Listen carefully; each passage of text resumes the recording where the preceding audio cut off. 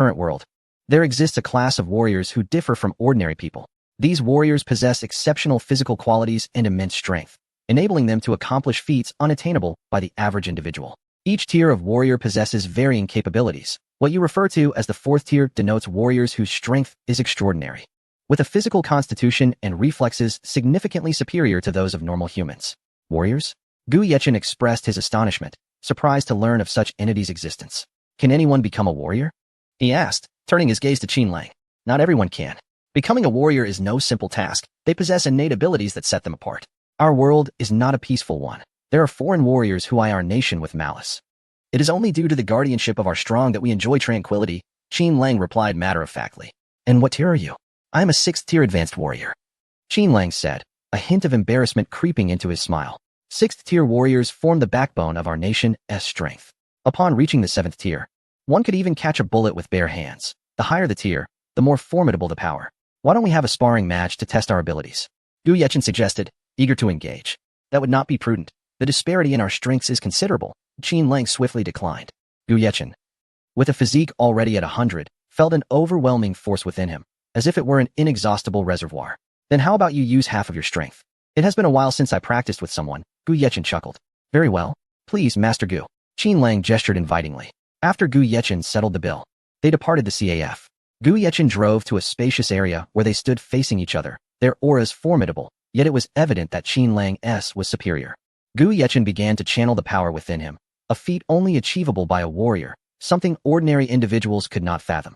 In an instant, Gu Yechen's aura surged, nearly matching Qin Lang's. He exuded a ferocious energy that made Qin Lang furrow his brow. He sensed a killing intent, reminiscent of blood-soaked battlefields.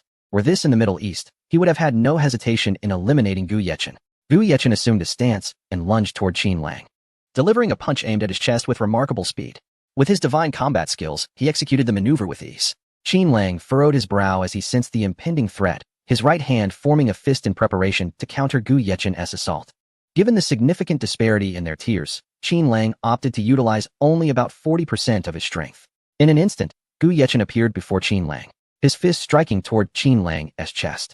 Qin Lang responded with a punch of his own. Their fists collided, resulting in Gu Yechen being jolted backward 10 steps, while Qin Lang retreated 3. Clenching his right hand, Gu Yechen muttered, "That hurt. The gap is still too vast. Are you all right, Master Gu?" Qin Lang rushed over, noticing Gu Yechen's considerable retreat. "I'm fine. My strength is still lacking," Gu Yechen murmured to himself. Qin Lang examined his own arm, veins prominently raised. "You claim your strength is lacking? Had I not held back, you might have faced a far worse fate." Though Gu Yechen was young, Qin Lang had not gone easy on him. He had sensed a threat from the outset and had exerted 50% of his strength. Even so, he was left astonished. "Master Gu, at your age to reach such heights, your potential is boundless." Qin Lang smiled, genuinely believing Gu Yechen to be extraordinary. Although he was a 6th-tier advanced warrior, should Gu Yechen attain the 5th tier, he might very well be able to contend with Qin Lang at full strength. "Oh?" Gu Yechen inquired, intrigued. "Are you implying that my current accomplishments at this age are rare?" "Indeed. It is quite uncommon for someone of your age to reach the 4th tier unless they are a prodigy from a prominent family. In my experience, you are unparalleled," Qin Lang affirmed. Gu Yechen nodded, realizing that there were indeed many formidable individuals. With his physique at 100, he needed to devise a strategy to enhance it further, facilitating a swift advancement. Recent events indicated that he would continue to face challenges, prompting him to consider a means of eliminating the Mo family. Their involvement in the automotive industry, coupled with the absence of a focus on renewable energy in this world, presented an opportunity for him to leverage his innovations effectively. Gu Yechen retrieved his phone and dialed a number. In the office of the director of the Second People's Hospital, Chu Ping was at work when he noticed Gu Yechen's call. "Hello, Yechen. What can I do for you?" Chu Ping greeted cheerfully, recognizing the significance of the caller. "Director Chu, are you busy?" Gu Yechen replied with a smile. "Just a minor matter, nothing substantial. What do you need?" Chu Ping inquired, holding Gu Yechen in high regard.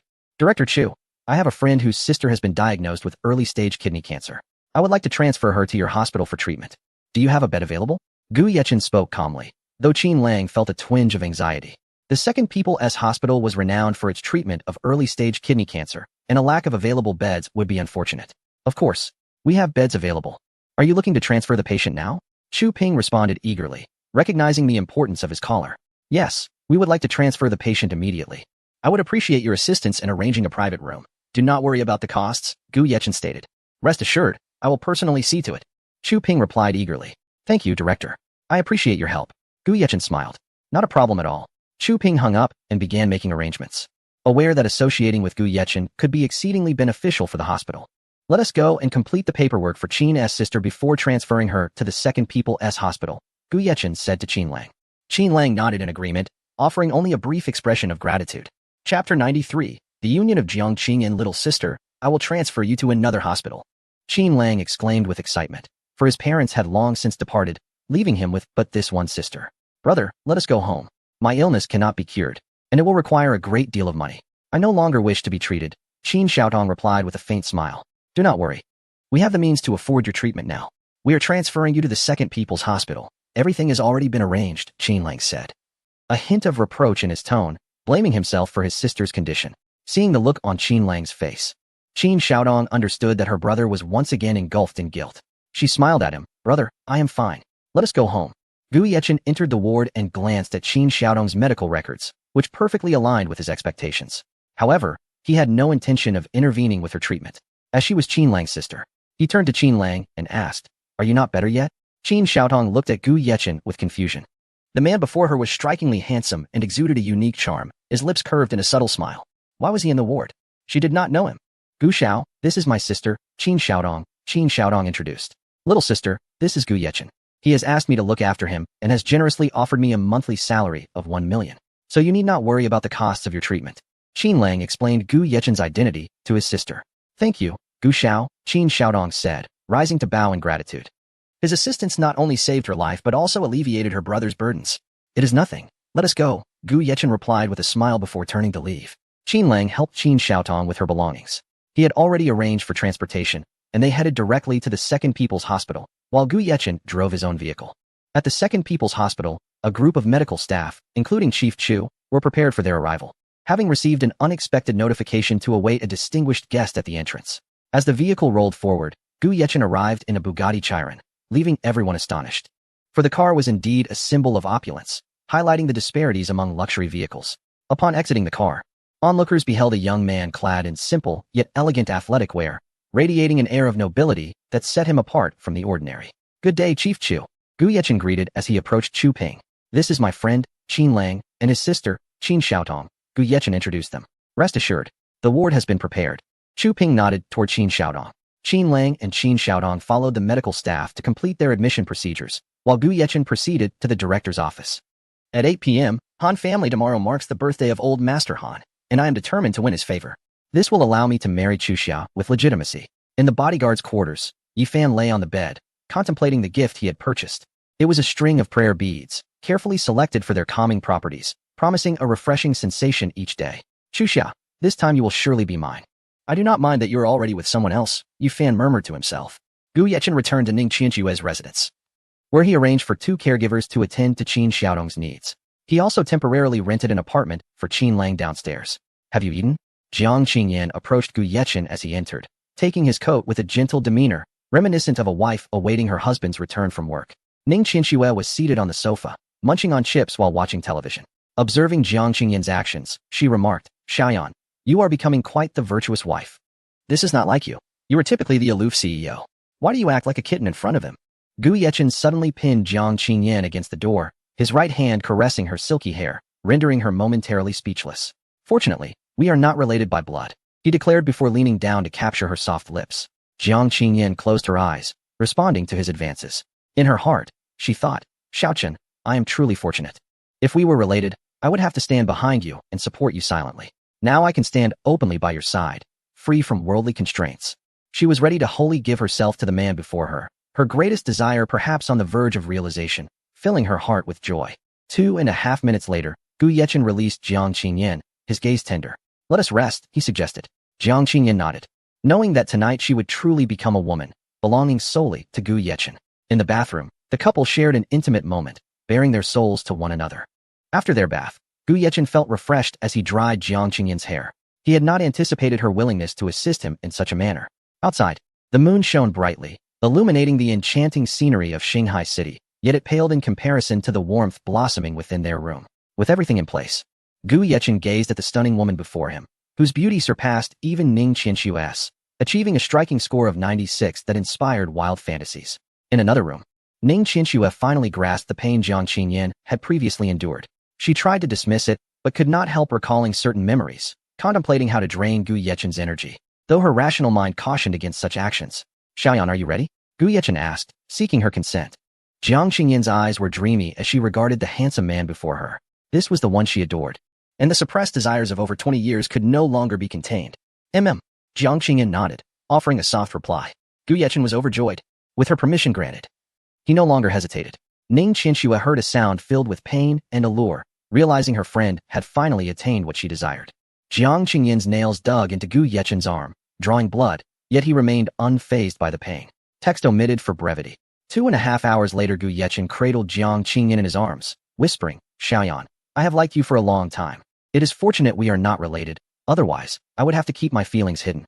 Jiang Qingyan gazed at the man beside her, understanding why Ning Qianxue had remarked on his prowess during her first experience. 2 hours? Who can endure such a thing? Do not speak, let us sleep.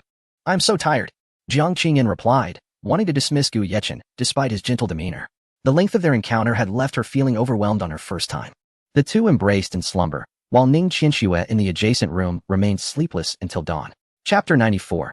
Jiang Feng's plans. The following day, the sun shone brightly. Gu Yechen opened his eyes to find Jiang Qingyan nestled in his embrace, and they exchanged a knowing smile. Why didn't you wake me when you woke up? Gu Yechen affectionately tousled her hair. Their relationship had undergone a transformative shift. I noticed you were exhausted last night, so I wanted you to rest a little longer. Jiang Qingyan replied as she assisted him in dressing. He placed a gentle kiss on her lips before heading to wash up. Jiang Qingyan, feeling her cheeks flush at the disarray surrounding them, hurried to tidy the room. The remnants of their passionate night were starkly visible, and the crimson-stained sheets symbolized her transition into womanhood. She cut away a piece of the soiled linen, the lingering pain a reminder of the experience.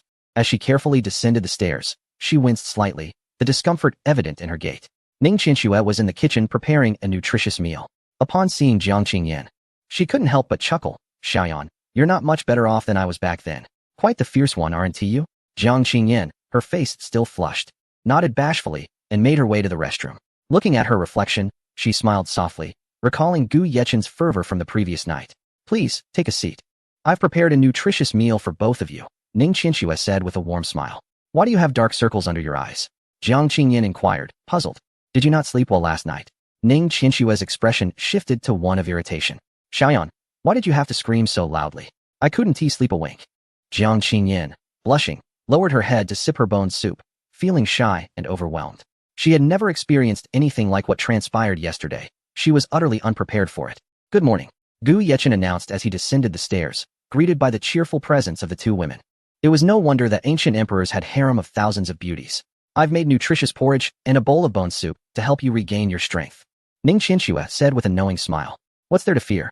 Even if you both joined forces, I wouldn't be intimidated, Gu Yechen boasted, his demeanor brimming with confidence. You were rather intense with Xiaoyan last night. She can hardly walk, Ning Qianxue remarked, glancing at Jiang Qingyan with concern. Their bond was unspoken but profound. She could easily kick Gu Yechen for his actions. Gu Yechen looked at Jiang Qingyan, noticing her flushed cheeks. Sister, are you feeling unwell? Did I? But before he could finish, Jiang Qingyan interjected. Last night, I was very happy. A few simple words conveyed more than any elaborate explanation could. After finishing their meal, Gu Yechen prepared to leave. Before departing, he embraced both women, planting a kiss on their foreheads, and discreetly took Ning Qianxue's BMW 7 Series, intending to return it later. Xiaoxue, do you have any contraceptive pills? Jiang Qingyan asked, a hint of embarrassment coloring her cheeks. Ning Qianxue's interest peaked instantly. Xiaoyan, are you considering that choice too? Does it feel different? I only tried it because you mentioned it. It was merely an experiment. Nothing more, Jiang Qingyan replied, her face a deeper shade of crimson. No worries, I understand you, Ning Qianxue exclaimed, rushing to retrieve a box of emergency contraceptive pills from beneath the TV cabinet, offering Jiang Qingyan one. Rest assured, I've taken these before. It's perfectly safe, Ning Qianxue reassured her with a pat on her chest. At the Jiang residence, the doorbell chimed. A servant opened the door to find several people smiling. Excuse me, is this Gu Yechen's home? The servant hesitated until Jiang entered the scene. What is going on? Third miss. They claim to be here for Gu Yechen, the servant reported. Jiang's brow furrowed slightly. These individuals seemed out of the ordinary. Who are you?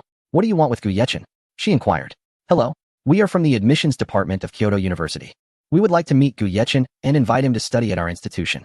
Tuition will be waived, and there will be a stipend of 1 million each semester. Is he available?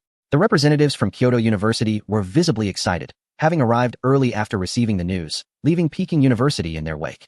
Kyoto University? Jiangku was taken aback and quickly ushered them inside. Mom and Dad, these two are teachers from Kyoto University. They want to invite Gu Yechen to their school. Jiangku explained to Jiang Feng and Huang Li, acutely aware of their family's precarious situation, with the company's value plummeting by 70%. And bankruptcy looming if they did not act swiftly.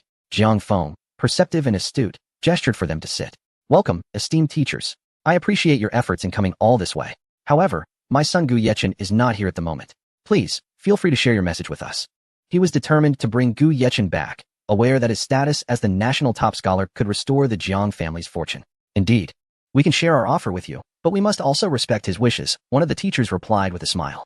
Jiang Feng's expression grew tense. As a father, he had suffered 3 humiliating defeats at the hands of Gu Yechen. Why would this rebellious son want to attend their university? Yet, as the chairman of the company, this was an opportunity he could not ignore. Please, continue, Jiang Feng urged, sitting on the sofa, his limbs still encased in plaster, but his mind racing with thoughts of how to persuade Gu Yechen to return. We can offer Gu Yechen a scholarship of 1 million each semester, along with independent accommodation and waived fees. If he has a specific area of research, we can also provide him with a dedicated research lab. You may inquire if he would be interested in attending Kyoto University. One teacher outlined the generous terms, watching Jiang Feng with anticipation. Jiang Feng remained silent, unsure of how to respond. Should he inform them that Gu Yechen had been expelled? They might very well regard him as a fool. Meanwhile, Qin Lang drove Gu Yechen to school. Today was the day for students to fill out their college applications. Other schools had already reached out, but Gu Yechen had changed his name, phone number, and address. No one knew where he was. They could only seek him at the Jiang residence. The principal and homeroom teacher insisted he arrive promptly, claiming representatives from Peking University were at the school, which left him feeling exasperated. It's just a perfect student with full marks. Upon arriving at school, Gu Yechen stepped out of the BMW, drawing the attention of many classmates. A portly boy approached him. His name was Wang Tian, one of the few genuine friends the original owner had. While many in their class had not bullied the original owner, they tended to avoid him out of fear of others, with Wang Tian being one of the few who was unafraid. He looked at Gu Yechen's car, astonished. Hey, Lao Gu, where did you find this fortune? Gu Yechen chuckled, draping an arm around his shoulder. Just borrowed it, but I'll have to return it after showing off. Chapter 95. Choosing Tsinghua and Peking University. As Gu Yechen engaged in conversation with Wang Fati, a sweet voice suddenly rang out. Turning towards the source of the sound, he saw Xia Yutong, clad in a pristine white dress with twin ponytails and knee-high socks, exuding youthful radiance that captivated the attention of many. Her presence momentarily stunned Gu Yechen. Today, Xia Yutong appeared even more enchanting than the last time they met. Xia, how are you? Gu Yechen smiled warmly. Wang Tian, witnessing the scene, looked astonished. Old Gu, is she your girlfriend?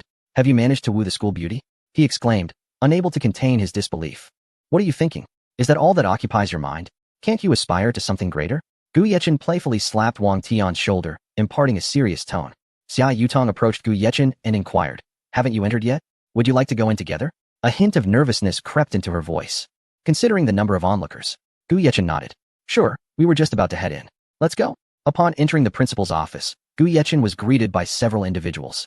Principal Chun immediately stood up and introduced, everyone, this is Gu Yechen. Chen Yuan was elated at Gu Yechen's arrival, eager to mention him at every opportunity. As both he and Xia Yutong brought glory to their school, one with a perfect score, the other with a remarkable 745. How could he not be thrilled? Yechen, these two are here from Tsinghua and Peking University for recruitment. They have their sights set on you. Chen Yuan chuckled, implying that they wished to entice Gu Yechen. Hello, esteemed teachers, I am Gu Yechen, he replied, his eyes brimming with confidence. Greetings, Gu Yechen. We represent Tsinghua and Peking University and wish to extend our congratulations.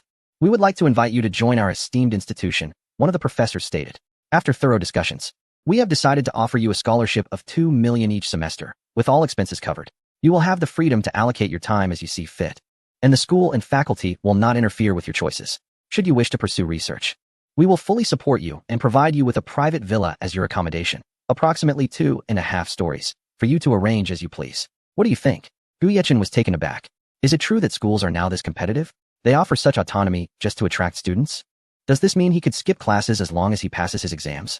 He was about to agree, as Tsinghua and Peking University had always been his goal, and the flexibility they offered was ideal for someone with his academic prowess. However, his phone buzzed with a call from an unknown number. Hello, who is this? Gu Yechen answered. Hello, Yechen. It's your dad. We have a teacher from Kyoto University here, and they want you to attend their institution. I thought it doesn't matter where you go, so I was ready to agree. Jiang Feng's cheerful voice came through the line, while Gu Yechen mentally marked him as a primary target, with the Jiang family being the first to deal with. Firstly, I have no parents. Secondly, I will handle my own affairs. If you dare make any decisions regarding my life without my consent, you will regret it. Gu Yechen's tone turned icy, prompting concerned glances from those present. Thank you for your generous offer, esteemed teachers, Gu Yechen said, forcing a faint smile. You're welcome. We are thrilled to welcome you to the Tsinghua and Peking University family. The two recruitment teachers beamed, surprised by how smoothly things had gone without any competition from Kyoto University, a miracle indeed. If there are no further matters, I shall proceed to fill out my application, Gu Yechen declared, glancing at Chun Yuan, who waved him off. With a smile, Gu Yechen turned and left. In the computer lab, most of his classmates were present, and the homeroom teacher was emphasizing important points. Xia Yutong waited for Gu Yechen to fill out his application, feeling a desire to surpass him in university, as he was the only one she had lost to twice, stirring her curiosity and competitive spirit. Over here, Xia Yutong waved as soon as Gu Yechen entered the room. He naturally walked toward her. In his eyes, she was willingly approaching him, and he had not intended to act so soon. Are you still not done? Gu Yechen asked, reaching out to tousle her hair, causing the school beauty to momentarily lose her composure. What just happened? He touched my hair? Why do I feel a strange liking for this sensation? How embarrassing. Xia Yutong's thoughts were in disarray. Noticing her confusion, Gu Yechen asked, Xia Yutong, are you all right? I'm fine, she stammered, blushing as she sat down and began typing on the computer, selecting Tsinghua and Peking University as her choice. She glanced at Gu Yechen, who confidently filled in the same option, and she sighed in relief, affirming her decision. As she pondered her feelings, she suddenly felt a warm hand enveloping her delicate one. Startled, she looked up to find Gu Yechen gazing gently at her, their hands intertwined. Her heart raced, as she had never experienced such intimacy before, leaving her unsure of how to respond. Gu Yechen, contemplating his actions, was surprised at how holding her hand seemed to reduce her intellect to zero, rendering her completely innocent. Seizing the opportunity while no one was watching, he pressed a light kiss on her cheek before returning to his seat, leaving Xia Yutong in a daze. What just happened? Such a strange feeling, and he actually kissed my cheek. What is our relationship? What should I do? A whirlwind of questions filled Xia Yutong's mind as she struggled with her choices. What's wrong? Gu Yechen feigned ignorance. Nothing, Xia Yutong replied, hesitating.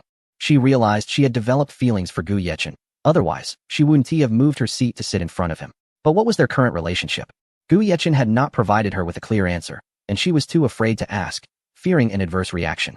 Gu Yechen, you need to do your best, Xia Yutong finally managed to say after much contemplation. I will, and you must do your best too, Gu Yechen responded, affectionately ruffling her hair. Overwhelmed, Xia Yutong quickly fled, knowing that staying any longer would lead to her downfall. At the Jiang residence, Gu Yechen smirked. I had hoped to let you linger a bit longer, but it seems you've come to me instead. With that, he exited the computer lab, preparing to deal with the Jiang family once and for all. Chapter 96. Jiang Feng's desire to acknowledge Gu Yechen publicly after Jiang Feng ended the phone call. He felt somewhat unwell. My apologies, esteemed teachers. Our Yechen has expressed his own thoughts, requesting that we refrain from interfering with his choices. Thus, I am unable to make decisions on his behalf, Jiang Feng explained after a moment of contemplation. The two admission officers left with expressions of disappointment, departing immediately after bidding farewell. In all his years of teaching, they had never encountered a genius with a perfect score. The closest had been a student named Xian Yinshi, who scored 747 but was snatched away by Qingbei University. Upon their return, they would undoubtedly face a scathing reprimand. Jiang Ke saw them off and returned to find Jiang Feng's face darkened with frustration. She approached him and asked, Father, what is the matter? Does he refuse to return? How can you even ask that? You were the one who treated him the worst. Otherwise, would our family find itself in such a predicament? And you, always preoccupied with your youngest son, even driving Qingyan away. Now look, our company is on the brink of bankruptcy, and you're content? Jiang Feng exclaimed, suddenly clutching his chest with his hand wrapped in a cast. Jiang Ke hurriedly retrieved a quick-acting heart-saving pill for him. He had been consuming these frequently of late. Jiang Ke, I must insist that you find Gu Yechen immediately. He is now the national top scholar, a beacon of attention. I care not what means you employ, he must return. Once he does, we can publicly acknowledge him, and the Jiang group will have a chance at resurgence. Jiang Feng turned to Huang Li. And you? I expect you to locate Qin Yan as well. Her capabilities are beyond question. How could you be foolish enough to lose a watermelon in pursuit of sesame seeds? The two were rendered speechless by Jiang Feng's rebuke. Jiang Ku, feeling exasperated, retorted, you were complicit in this from the beginning, yet now you act as if nothing has transpired. With that, she took the car keys and left in a huff. After submitting his application, Gu Yechen wandered around the school. His memories of the place were scant. for he had scarcely arrived before the college entrance examination. Nonetheless, the impressions it left were profound, particularly due to his encounter with Ning Qianxue upon his arrival. Suddenly, his gaze fell upon a figure seated on the playground benches. Clad in a white dress with twin ponytails, the sunlight accentuated her profile, lending her an air of extraordinary grace. "Scholar, what brings you here?" Gu Yeqing approached upon recognizing Xia Yutong. Xia Yutong smiled upon seeing him. "Oh, nothing much. I just feel a bit reluctant to leave this place so soon. You can always return." Gu Yeqing took a seat beside her, observing the ebb and flow of students on the playground. Some wore nostalgic expressions, while others remained indifferent, all aware that their high school journey was concluding. "Xia, what prompted you to suddenly request a seat change to sit in front of me?" Gu Yeqing inquired, gazing at the beautiful woman before him. Although he could venture a guess, he wished to hear her explanation. "Nothing significant. We are all classmates, and I simply couldn't stand by while others bullied." Xia Weiying's expression turned somewhat awkward. "But they bullied many others," Gu Yeqing noted. Xia Yutong fell silent, inwardly berating the necessity of compelling a girl to voice such sentiments. "Hello, are you Gu Yeqing?" At that moment, a journalist spotted Gu Yeqing and Xia Yutong, capturing a photograph of them before inquiring further. "Yes, who are you?" Gu Yeqing responded, already suspecting their intentions, as he had been approached for interviews in the past following the examination results. Upon hearing Gu Yeqing's confirmation, the reporters rejoiced. "Greetings. We are media reporters and would like to conduct an interview with you, if you would permit it." A subtle smile graced Gu Yeqing's lips. "Of course. What would you like to know?" He had his own agenda.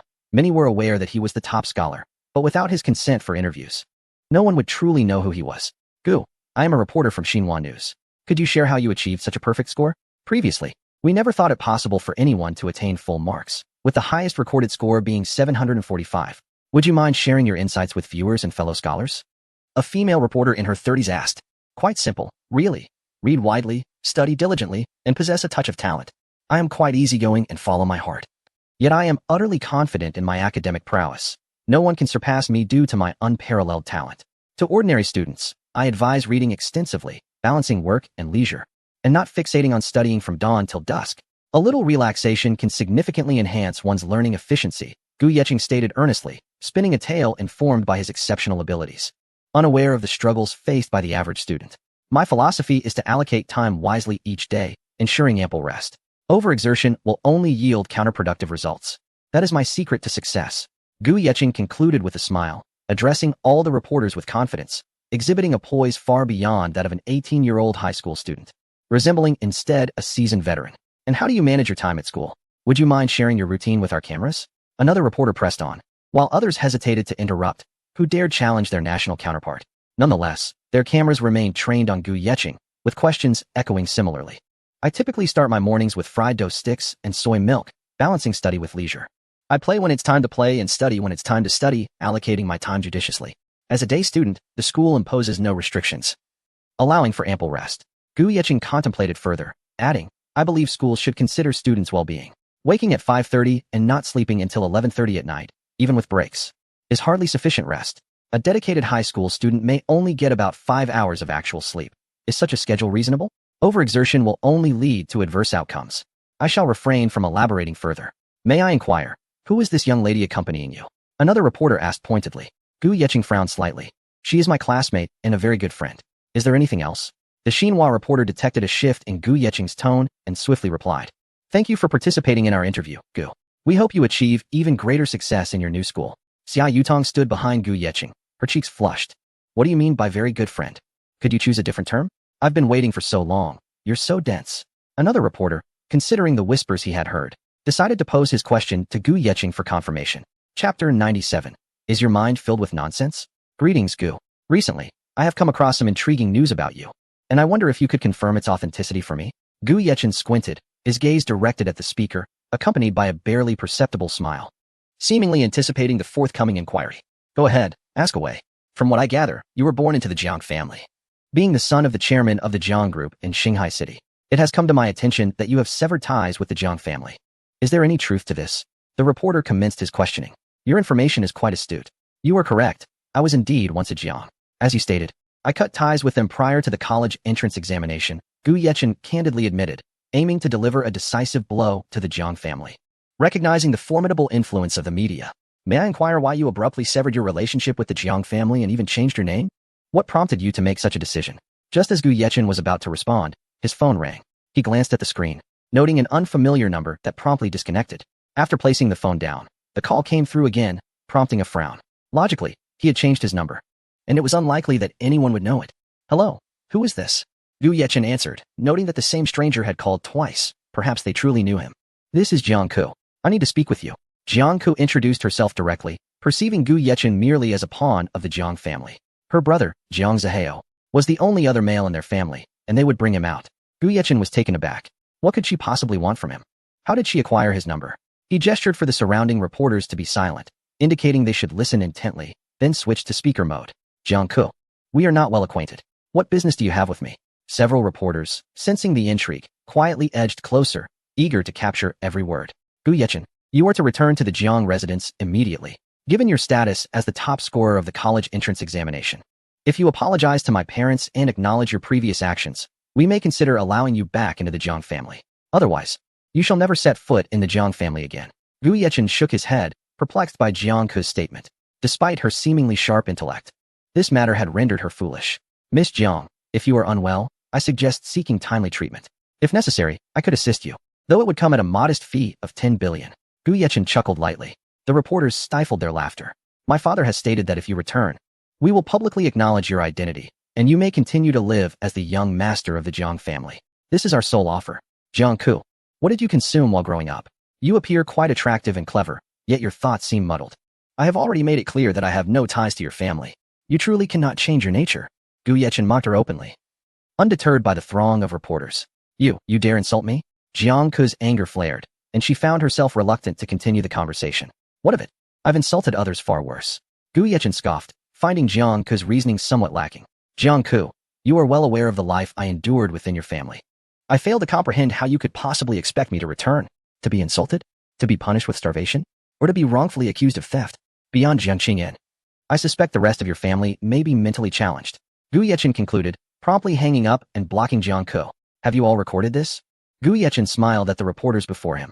They nodded enthusiastically. This was indeed no ordinary scoop. All right, everyone. That will be all for today. I have not left you any leftovers. Gu Yechen cleared his throat. The reporters remained silent, eager to disseminate the exclusive information they had just obtained. Was that call from your former family? Xia Yutong had been paying attention to Gu Yechen and had occasionally kept tabs on news about him. She was astonished to learn that Gu Yechen was the biological son of the Jiang family, while Jiang Zihao was merely an adopted child. Yet, Jiang Zihao had always bullied Gu Yechen. They are not my family. I have only one family member in this world. Gu Yechen replied flatly, his emotion steady and unperturbed. I apologize. I should not have asked that, Xia Yutong said, feeling regretful. Gu Yechen took her small hand and gently pressed it to his lips. At this moment, Xia Yutong was experiencing the stirrings of young love, and the shock of the young man before her was profound, for she had known Gu Yechen for quite some time. He had once given her hope. Thus, she did not reject his seemingly impolite gesture. I had no idea you suffered so greatly in the Jiang household. Unaware of Gu Yechen's current status or the multitude of individuals surrounding him, Xia Yutong felt an irresistible attraction to him after hearing about his past. Gu Yechen still needed to prepare for his return home, as he had matters to address with Jiang Feng. Intending to deliver a fatal blow after the media disclosed the story. I must take my leave. Do you require an escort home? Gu Yechen inquired, glancing at Xia Yutong. No, it's fine. Our family S-driver is here to pick me up. The two bid farewell at the school gate. As Gu Yechen's car drove away, Xia Yutong whispered, Have you forgotten me? After watching Gu Yechen's vehicle disappear, Xia Yutong climbed into her own car. At that moment, Chen Yuan emerged from the school, sighing, The complexities of youthful love are beyond my understanding. With that, he re-entered the school as if he had never left. Young Master Gu, is that girl your classmate? Qin Lang asked, glancing at the road ahead. Indeed, Gu Yechen replied softly, offering no further elaboration. I noticed her lingering gaze upon you. It was quite telling. You may not have seen it, but I noticed her turning to watch you leave. Well, what can I say?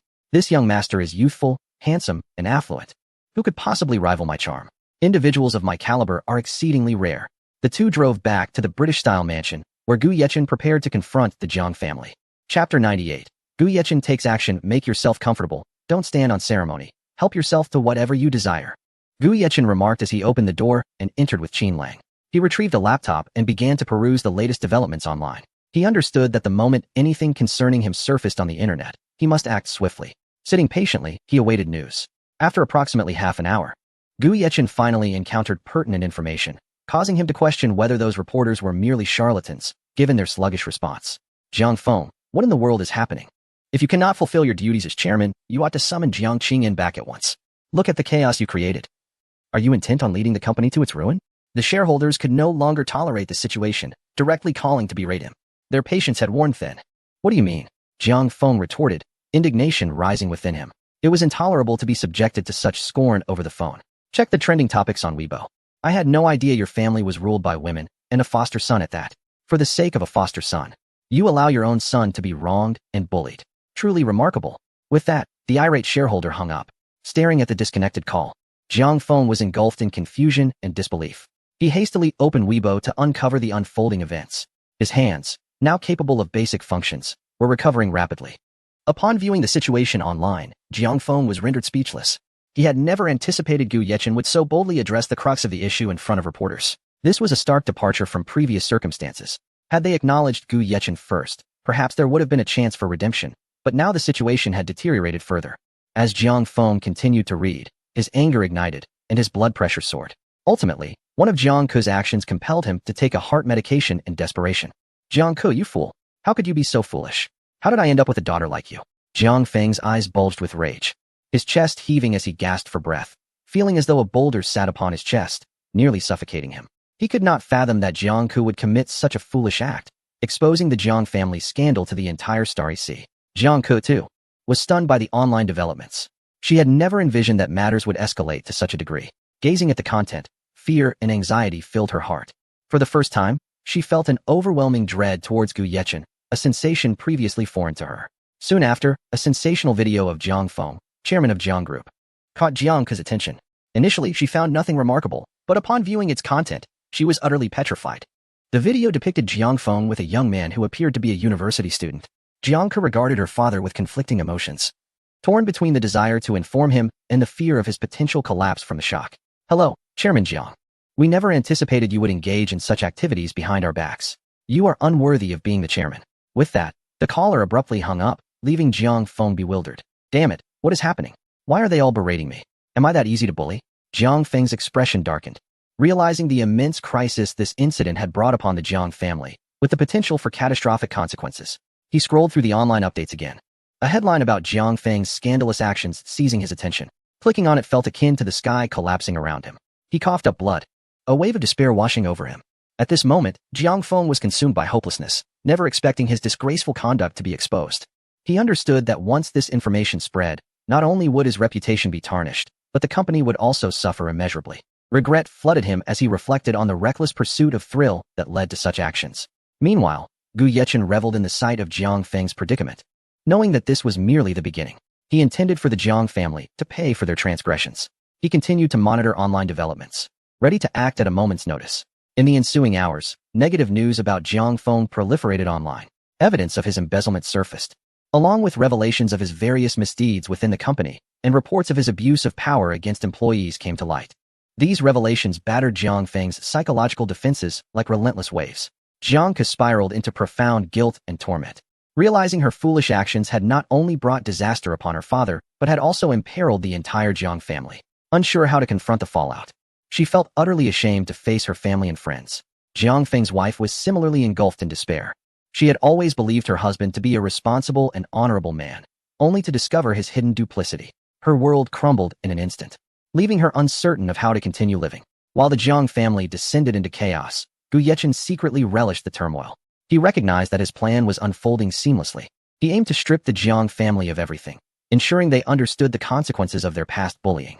He subsequently shared a video involving Huang Li, titling it Jiang Feng and his wife certainly know how to play. As Jiang Feng, still reeling from the onslaught of news, glimpsed the title, a sense of dread gripped him. He feared he was about to be publicly shamed. Indeed, upon viewing the video, he felt utterly defeated. Jiang Ke immediately prepared to call emergency services, yet astonishingly, Jiang Feng managed to hold himself together. Huang Li, watching the video, felt as though she might faint. It was incredibly discreet. How could anyone else have discovered it? She recalled that only her phone contained that footage. The Jiang family's notoriety surged on Weibo, with an increasing number of individuals becoming aware of the scandal. As time passed, Jiang Group's stock price plummeted. Shareholders clamored for Jiang Feng's resignation, and he understood that he was powerless to reverse the tide, forced to watch his once thriving company head toward decline. Jiang Group struggled to find investors, faced withdrawal of funds, and experienced a significant loss of customers. With stock prices plummeting to rock bottom, Jiang Feng's heart felt extinguished. Gu Yechen resolved to confront Jiang Feng the following day, planning to seize the opportunity to acquire the now bankrupt Jiang Group at a bargain price. Chapter 99. The Jiang family is thoroughly cornered. The previously tranquil atmosphere of the Jiang family was shattered by a video. Jiang Feng glared at Huang Li, his fury reaching its zenith. Explain this video. Have you been unfaithful and dishonored me? Speak up. His thunderous roar not only startled Huang Li but also left Jiang Ke trembling in fear. Upon seeing the news online, Jiang Lai and Jiang Shui hurried home. Jiang Shui, once renowned in social circles as the daughter of the Jiang family, now found herself severed from numerous brand endorsements and had all her pinning roles rescinded due to this scandal. Her gaze, filled with disbelief, fixed on her parents. What on earth is happening? Jiang Feng's expression turned pale, and Huang Li, confronted by their daughter's inquiry, was momentarily at a loss for words. Observing the silence between them, Jiang Shui felt an icy dread creep into her heart. In just 1 hour, I lost 18 endorsements, 10 roles that were about to be signed, and all 8 ongoing projects have been cancelled. Now, I'm even being shelved by the company. Her voice trembled with profound grievance and despair. Jiang Lai held his sister tightly, sharing in her anguish and helplessness. The once glorious daughter of the Jiang family now faced such a dire fate, a poignant reflection of their current predicament, all stemming from the actions of Jiang Feng and Huang Li. Jiang Feng sighed. I only sought a bit of novelty and excitement. I never anticipated this outcome. Xiao Shui, it's my fault. Please stop crying. Witnessing his daughter weep uncontrollably filled him with guilt and remorse. However, the damage was already irreparable. Huang Li, unsure of what to say, recognized that their company was teetering on the brink of bankruptcy. Without external investment, its demise seemed inevitable. She turned to Jiang Ke. Little Ke, you see the situation, your father and I are at a loss. I propose you marry Mozu, the second son of the Mo family. You understand my intentions, don't you? Jiang Feng glanced at Huang Li, remaining silent, clearly in tacit agreement with her plan. The welfare of the company was paramount at this moment. Once they regained stability, a divorce would surely follow. Mother, you want my sister to marry that wastrel from the Mo family? Are you unaware of his reputation? He has assaulted numerous women. His temperament is erratic, and he often gets into fights. Do you really believe my sister would lead a happy life with him? Jiang Shui's voice was filled with rage as she glared at Huang Li, unable to accept the treatment of her family, especially her sister. Jiang Lai echoed her sentiment. Disbelief etched on her face. Mother, after eldest sister left, she never returned. Did you force her as well? Did you compel her to marry such a scoundrel as Mozu? Her words were laced with accusation and discontent. As the eldest daughter of the Jiang family, she felt a duty to repay the family's nurturing. Yet here they were, in dire straits, and her sister's potential marriage seemed an insensible solution. What? You even pressured eldest sister to marry Mozu? Jiang Shui exclaimed, her disbelief palpable. She could scarcely fathom that her mother would stoop to such depths. Her sister, Jiang Qingyan, was exceptional, both beautiful and talented, renowned as the most stunning of the 4 beauties of Shanghai City, a goddess in the eyes of many. Yet, her mother sought to force her into a union with someone so unworthy, a notion Jiang Shui simply could not comprehend. Filled with indignation and sorrow, Jiang Shui struggled to grasp her parents' decisions. She looked at Huang Li, disappointment flooding her eyes. Mother, how could you treat eldest sister this way? She is your own flesh and blood. How could you be so heartless? Her voice trembled with emotion, tears streaming down her cheeks. Jiang Lai, too, found herself at a loss for words, feeling her family had irretrievably fractured, never to return to what once was, an outcome of their parents' misguided choices. Jiang Feng sat silently, acutely aware of his mistakes, yet unsure how to amend the situation. His heart ached with guilt as he regarded his 2 daughters, fully aware of the harm he had inflicted upon them, but utterly at a loss for how to make amends. In that moment, Jiang Ke spoke up, her voice resolute despite its softness. I refuse to marry Mozu. I will not be a pawn in the family's interests. Huang Li's expression darkened at her daughter's declaration. What did you say? You refuse to marry? Do you comprehend the implications of your words? This means the Jiang family faces bankruptcy. Do you wish to witness our downfall? You have enjoyed the privileges of being a Jiang family daughter. You must contribute. Her tone had taken on a menacing edge. Jiang Ke met Huang Li's gaze without flinching. I do not wish to marry, simply because I do not want to. I have my own aspirations and pursuits. I refuse to be an emotionless tool. Her words were devoid of sentiment. You ungrateful child. Huang Li was infuriated by Jiang Ke's response. Raising her hand as if to strike her, Jiang Feng quickly intervened. Enough. We will discuss this later. He understood that this was not the time for quarrels. They needed to devise a plan to navigate the impending crisis. Jiang Shui and Jiang Lai observed the scene, their hearts heavy with sorrow. They sensed warmth and love had evaporated from their family, leaving only calculations and self-interest in its wake. They were lost, unsure of how to forge ahead in an uncertain future. Merely 2 hours passed, and the Jiang family's situation continued to deteriorate. Debts mounted, and employees began to resign en masse. Jiang Feng and Huang Li were frantically making calls, yet their efforts yielded no results. Meanwhile, Jiang Ku bore immense pressure. Though she did not wish to marry Mozu, she recognized that she could not idly watch her family crumble. Caught in a dilemma, she was torn on how to proceed. Ultimately, with no viable options left, she acquiesced to Huang Li's demands. As she made her decision, tears streamed down her face. She understood her life as she knew it was over. Jiang Feng immediately contacted Modun to explain the situation. What are you thinking? Are you mad, or am I? Given the Jiang family's current state, do you truly believe anyone would consider a marriage alliance? Not even if Jiang Qingyan were involved. No one would invest in a bottomless pit. After delivering his scathing retort, Modun hung up. Jiang Feng's face fell, realizing that bankruptcy seemed inevitable. Just as the Jiang family found themselves in a dire predicament, a mysterious phone call emerged. The caller assured Huang Li that if Jiang Qingyan were married to him, he could assist the Jiang family in overcoming their troubles. This glimmer of hope reignited within Huang Li. Delighted, Huang Li wasted no time in contacting Jiang Qingyan. Upon her return, Jiang Qingyan was seething. Having learned of her family's plight, her heart brimmed with anger and sorrow. She confronted her parents, disappointment flickering in her eyes. How could you do this? What am I to you? A mere tool? Her voice bore the weight of her indignation. Jiang Feng, glancing at Jiang Qingyan, revealed a hint of remorse. Qingyan, your father acknowledges his mistakes, but we have reached a critical juncture for the Jiang family. Could you help us? His voice carried a note of pleading. Jiang Qingyan gazed at Jiang Feng, a flicker of intricate emotions crossing her eyes. Mr. Jiang, our relationship has long since ceased to exist, and I shall no longer offer you my assistance. The consequences of your actions are yours to bear. Her voice carried a note of resoluteness. With that, Jiang Qingyan turned and departed from the Jiang residence, leaving Jiang Feng and Huang Li standing in place. Their hearts laden with a profound sense of loss and despair. They understood that they had irrevocably forfeited Jiang Qingyan's trust and support, plunging the Jiang family into utter desolation. Chapter 100. Jiang Feng was so enraged that he spat blood. It turned out that Gu Yechen was an orphan. This was it, utterly finished.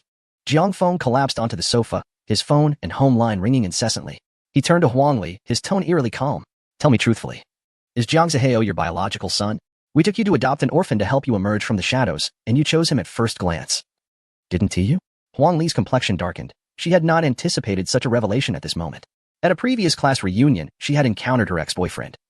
And after a few drinks, old feelings resurfaced, leading to an unexpected liaison that resulted in a pregnancy. To avoid a paternity test, they arranged for the child to be secretly taken away after birth, returning under the guise of an orphan. Now, however, their plan had been uncovered. Huang Li nodded, looking at Jiang Feng. Indeed, Zihao is my son. Boom. Jiang Feng clutched his chest, gasping for breath. And Yechen? He stammered. Gu Yechen is an orphan. He is neither your son nor mine. He was merely a pawn to divert your attention, Huang Li admitted regretfully. I conducted a paternity test. He is undoubtedly my son. Jiang Feng insisted. I bribed the doctor to change the results. He is not your son, nor mine. He is simply an orphan. Huang Li's gaze bore a hint of pity for Jiang Feng. She had contemplated severing ties during her affair, but found herself unable to resist, repeatedly succumbing to temptation. With a splutter, Jiang Feng coughed up blood and fell into unconsciousness. Dad. Jiang Lai and her two sisters rushed over, while Jiang Ke dialed for an ambulance. Jiang Shui looked at Huang Li. Mom, how could you do this? Do you understand what this means for Dad? Huang Li felt a pang of guilt. Her regret after the affair had grown, yet she could not resist her ex-boyfriend's allure, ultimately bearing his child with no chance for retreat. Caught in a web of her own making, Jiang Feng was swiftly taken away by the hospital. In the afternoon, it was time for Qin Xiaodong's surgery. Qin Lang and Gu Yechen went to the hospital, where he had previously bought Qin Lang a Mercedes G500 for daily use, tasked with ensuring Gu Yechen's safety. Fortunately, the surgery proceeded flawlessly, as Chu Ping had invited the finest expert from Guangdong province to operate on Qin Xiaodong, with the ward equipped to the highest standards. That evening, the upscale area of Shiyuexuan Hotel was entirely booked by the Han family, as it was the birthday of Old Master Han. Initially meant to be held at the Han family estate, Han Wangfei opted for Shiyuexuan, hoping to elevate the family's reputation further. The hotel was filled with luxury cars of all kinds, a veritable display of wealth. The roar of a Bugatti Chiron echoed through the venue before it even arrived. What kind of sports car is that? It looks extraordinary. You don't even know this. That's a Bugatti Chiron, a limited edition worth 80 million. Good luck finding one to buy. Upon seeing the car, Han Chuxia smiled subtly, recognizing that Gu Yechen had arrived. As Gu Yechen stepped out, Han Chuxia was momentarily entranced. He wore a new black Zhongshan suit, his posture slightly bent yet dignified, exuding an aura of elegance and nobility. His ink-black brows painted a picture of formidable presence. As Gu Yechen approached Han Shuxiao with confident strides, Yi Fan, standing behind her, immediately stepped forward. Mr. Gu, you seem to be in the wrong area. The reception is over there. You should proceed to the main entrance. Yi Fan flashed a signature smirk, igniting Han Shuxiao's ire. Gu Yechen dismissed him, focusing solely on Han Shuxia, gazing at her with warmth. You look stunning tonight. Thank you. Han Shuxia whispered, leaning closer. You look incredibly handsome as well. The onlookers were envious, captivated by the striking couple. As Gu Yechen entered the Shuyuexuan Hotel, he spotted Zhang Yun's brother and approached him. Zhang Zhe, how have you been lately? Zhang Zhe turned, recognizing Gu Yechen, and exclaimed, Boss. Gu Yechen gestured for silence. Zhang Zhe nodded, acknowledging his understanding. I've been getting the hang of things, though I still need to work on personnel adjustments. Gu Yechen smiled, encouraging him, keep it up. Don't let your sister down. I'll head up first. Zhang Zhe nodded in response, watching Gu Yechen's retreating figure, marveling at how someone so remarkable could have ties to his sister. Before the banquet began, attendees were invited to the rooftop lounge for drinks, a courtesy extended by the Han family to early arrivals, allowing them to mingle and network amongst distinguished guests. Gu Yechen, holding a glass of red wine, observed the bustling lounge, impressed by the Han family's extensive connections. What are you staring at? A cool voice broke through his reverie. Gu Yechen turned to see Ning Qianxue and Jiang Qingyan standing beside him, which surprised him. What brings you here? He inquired. My blueprint group is valued at over 100 billion. Do you think I wouldn't come? Ning Qianxue replied, exasperated. Oh, I almost forgot you're a major company owner. Gu Yechen realized, having never viewed her as such due to her demeanor.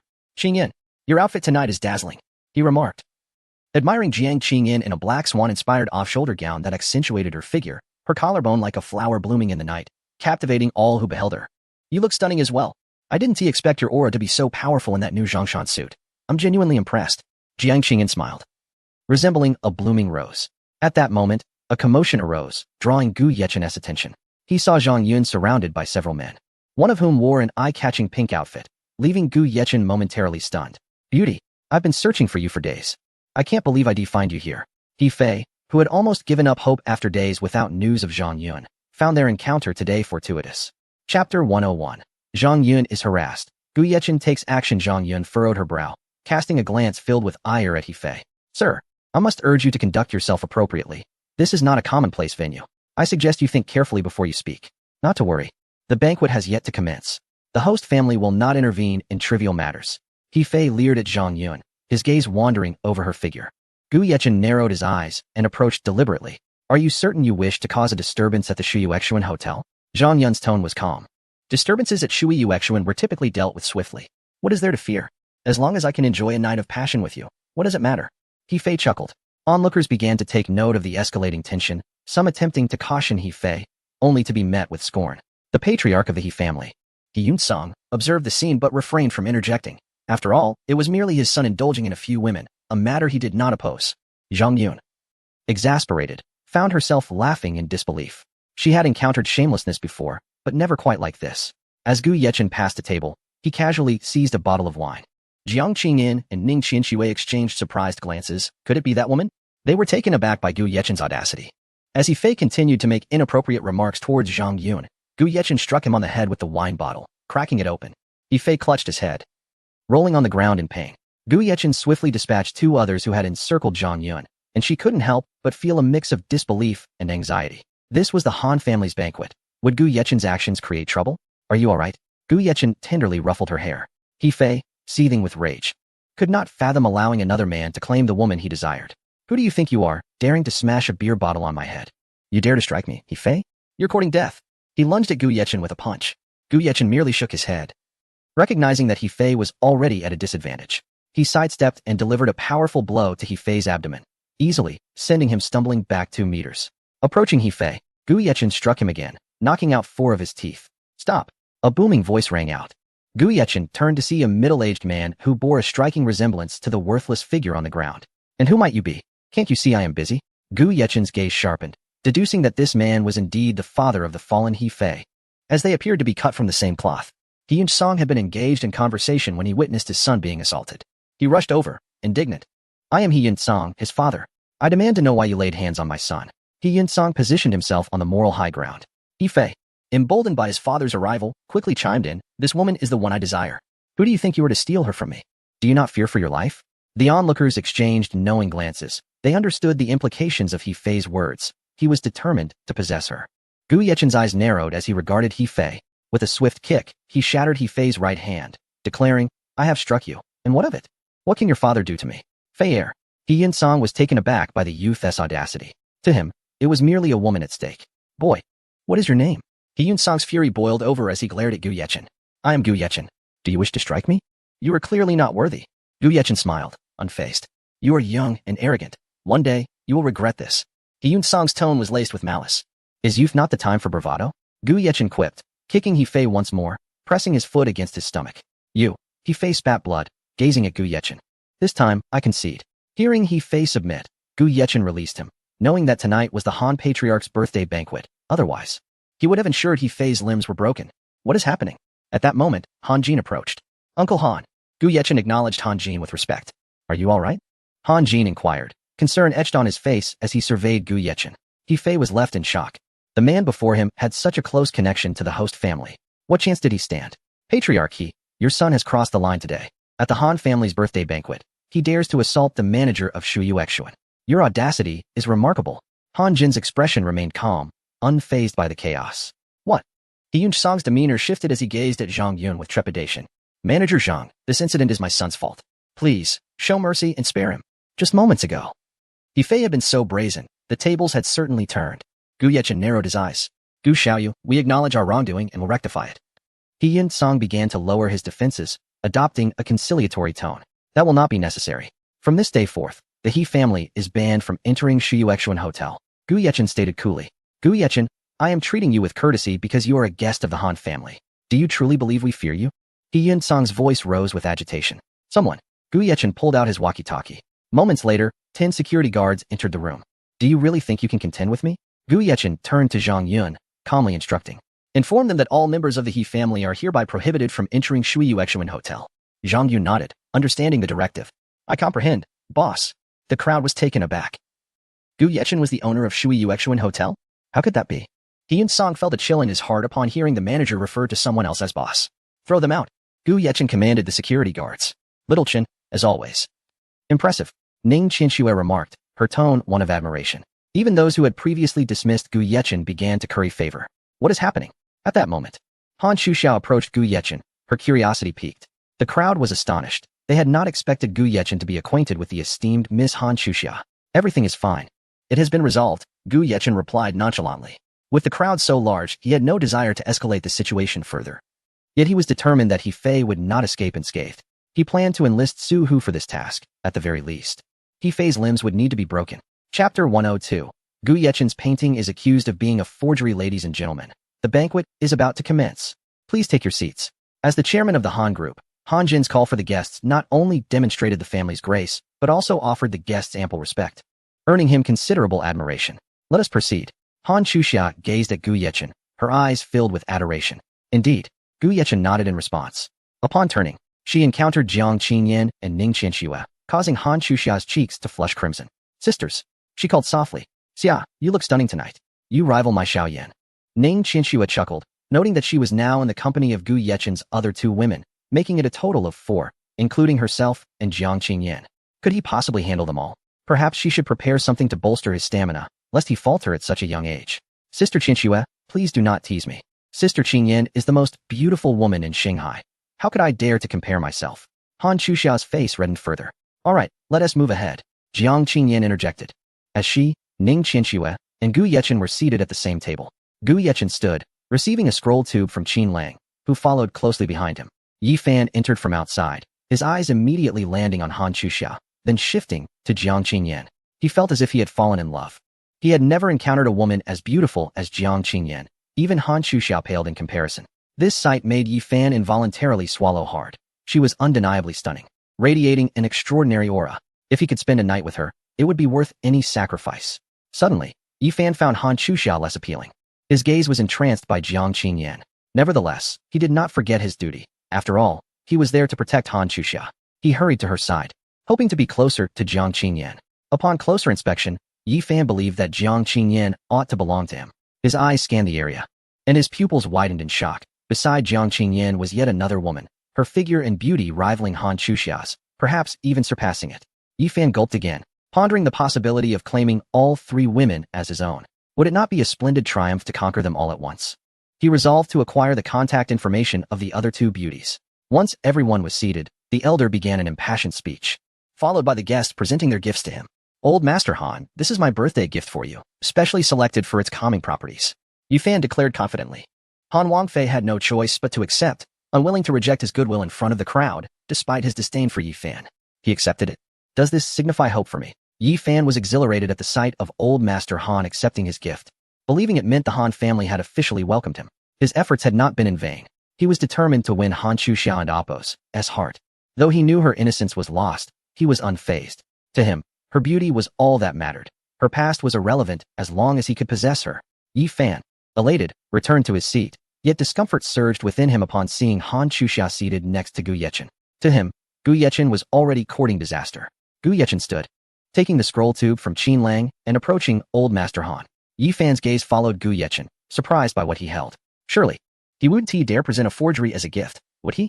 Yi Fan found it incomprehensible that someone would bring a counterfeit to such a gathering of discerning individuals. A mere hint of scrutiny would reveal the truth. How audacious. This was surely a path to self-destruction. Yi Fan felt as if spring had arrived for him. He planned to expose Gu Yechen on stage, shaming him before this influential assembly, thus securing Han Chuxia for himself. The more he contemplated, the more his lips curled into a smile, envisioning the scene of his triumph over the 3 women. Old Master, this is a painting I present to you. Gu Yechen smiled, unfurling the painting of Tang Bohu's Lushan waterfall. Old Master Han's eyes widened. It appeared authentic, yet he could not be certain. At that moment, an incongruous voice rang out. Mr. Gu, today is Old Master Han's birthday. Presenting a forgery as a gift is tantamount to slapping the host's face. Yi Fan rose, clad in a slightly ill-fitting suit, a glass of red wine in hand, striding toward Gu Yechen. Han Chuxia felt no anxiety. She understood the painting's significance. However, Yi Fan's treatment of her man irked her. Do you think you have the right to speak? Han Chuxia stood, glaring at Yi Fan. Chuxia, you know this painting. How could it possibly be real? Yi Fan's emotions surged. He was astonished that Han Chuxia would defend Gu Yechen at such a moment, which unsettled him. From now on, call me Miss Han. We are not well acquainted, and I fear being misinterpreted if you address me so casually. Han Chuxia moved closer to Gu Yechen, scrutinizing the painting, leaving Yi Fan feeling despondent. Yet, this was not the time for sorrow. If he could expose the painting, he could humiliate Gu Yechen. Yi Fan swiftly approached the painting, declaring, "This painting is indeed a forgery. Look here."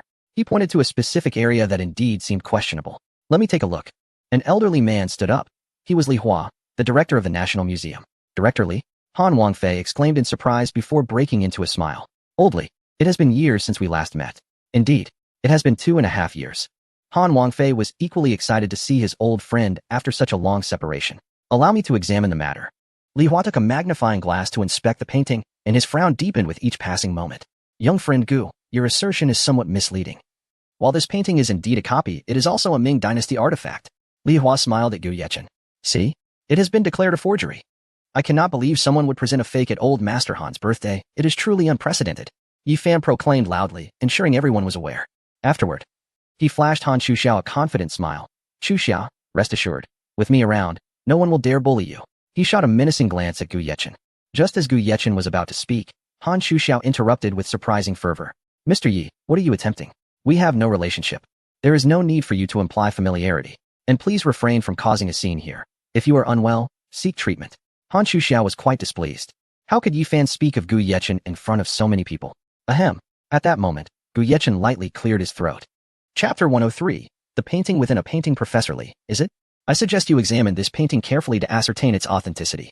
Do not hastily accept the assertions of certain individuals, for there may be nuances that you have yet to uncover, remarked Gu Yechen with a calm smile. Directing his gaze towards the elderly professor, Li Hua. Li Hua, seemingly swayed by Gu Yechen's words, began to question his own judgment. Who would present a counterfeit painting as a gift without reason? He picked up a magnifying glass and resumed his scrutiny. Yi Fan, observing this scene, felt a surge of frustration. What was there to look at? Firstly, the works of Tang Bohu are never signed with the name Tang Bohu, but rather with Tang Yin. Every authenticated piece by Tang Bohu bears this signature. Mr. Gu, I truly do not comprehend your continued defense. It is glaringly obvious that this piece is a forgery. Yi Fan scoffed derisively. How can Yi Fan be so certain that this painting is fake? Gu Yechen regarded him with an amused glint in his eyes. Of course. For Tang Bohu's works possess a distinctive characteristic. Emperor Qianlong nearly covered all of his paintings. You claim this piece has no such markings. Can it truly be genuine? Yi Fan's realization sparked a flash of anger within him, as he suddenly registered that Gu Yechen had referred to him as a mere driver. Although he indeed drove for Han Chuxia, he was not merely a driver but a bodyguard. Mr. Gu, you must apologize to me. Your recent remarks were rather disrespectful. Yi Fan declared with righteous indignation, leaving everyone present taken aback. Gu Yechen turned towards Han Chuxia, puzzled. Chuxia, is your driver and bodyguard truly so impolite? Han Chuxia felt a surge of anger at Gu Yechen's inquiry. How dare Yi Fan speak so disrespectfully of her man? Yi Fan, silence yourself and apologize to Mr. Gu at once. Yi Fan was momentarily stunned, casting an incredulous glance at Han Chuxia. Chuxia, do you truly expect me, the illustrious Dragon King, to apologize to him? He was astounded, a wave of rage swelling within him. How could this woman demand that he, a figure of such stature, offer an apology? Moreover, she had rejected him? He, Yi Fan, had come solely for Han Chuxia, and yet this was the treatment he received? Then, Yi Fan suddenly understood. Han Chuxia must be concerned about him being humiliated in front of so many witnesses. Chuxia, you need not fret for my sake. I fear no one. As long as I can be with you, I would face the entire world as an adversary. You need not worry about Gu Yechen while I am present. He would not dare to harm you. Yi Fan flashed a confident smile at Han Chuxia. Everyone present was left speechless, utterly bewildered by Yi Fan's misguided bravado, which lacked any semblance of rationality. You are truly repugnant, Han Chuxia said, feeling queasy at the sight of him. At that moment, Li Hua scrutinized the painting once more and found nothing amiss. Mr. Gu, how much did you purchase this painting for? Li Hua questioned, perplexed as to why Gu Yechen would acquire a counterfeit piece. 2 million. A collective gasp echoed through the crowd. Who would spend such a sum on a forgery? Did you discover something wrong with the painting that led you to pay such an extravagant price? Li Hua pressed on, unable to believe that Gu Yechen would carelessly invest so much in a counterfeit. Professor Li, have you observed the thickness of the paper in the center? Is it not slightly thicker than usual? Furthermore, is the paper not a tad larger? Gu Yechen inquired, looking intently at Li Hua. Indeed, that is accurate. Could it be? Li Hua's pupils widened in disbelief as he re-evaluated the painting. Mr. Gu, is this a painting within a painting? Li Hua's excitement grew. How had he not considered this before? In ancient times, to prevent masterpieces from being damaged during warfare, artists would cover the original works with replicated paintings. Precisely. This is indeed a painting within a painting.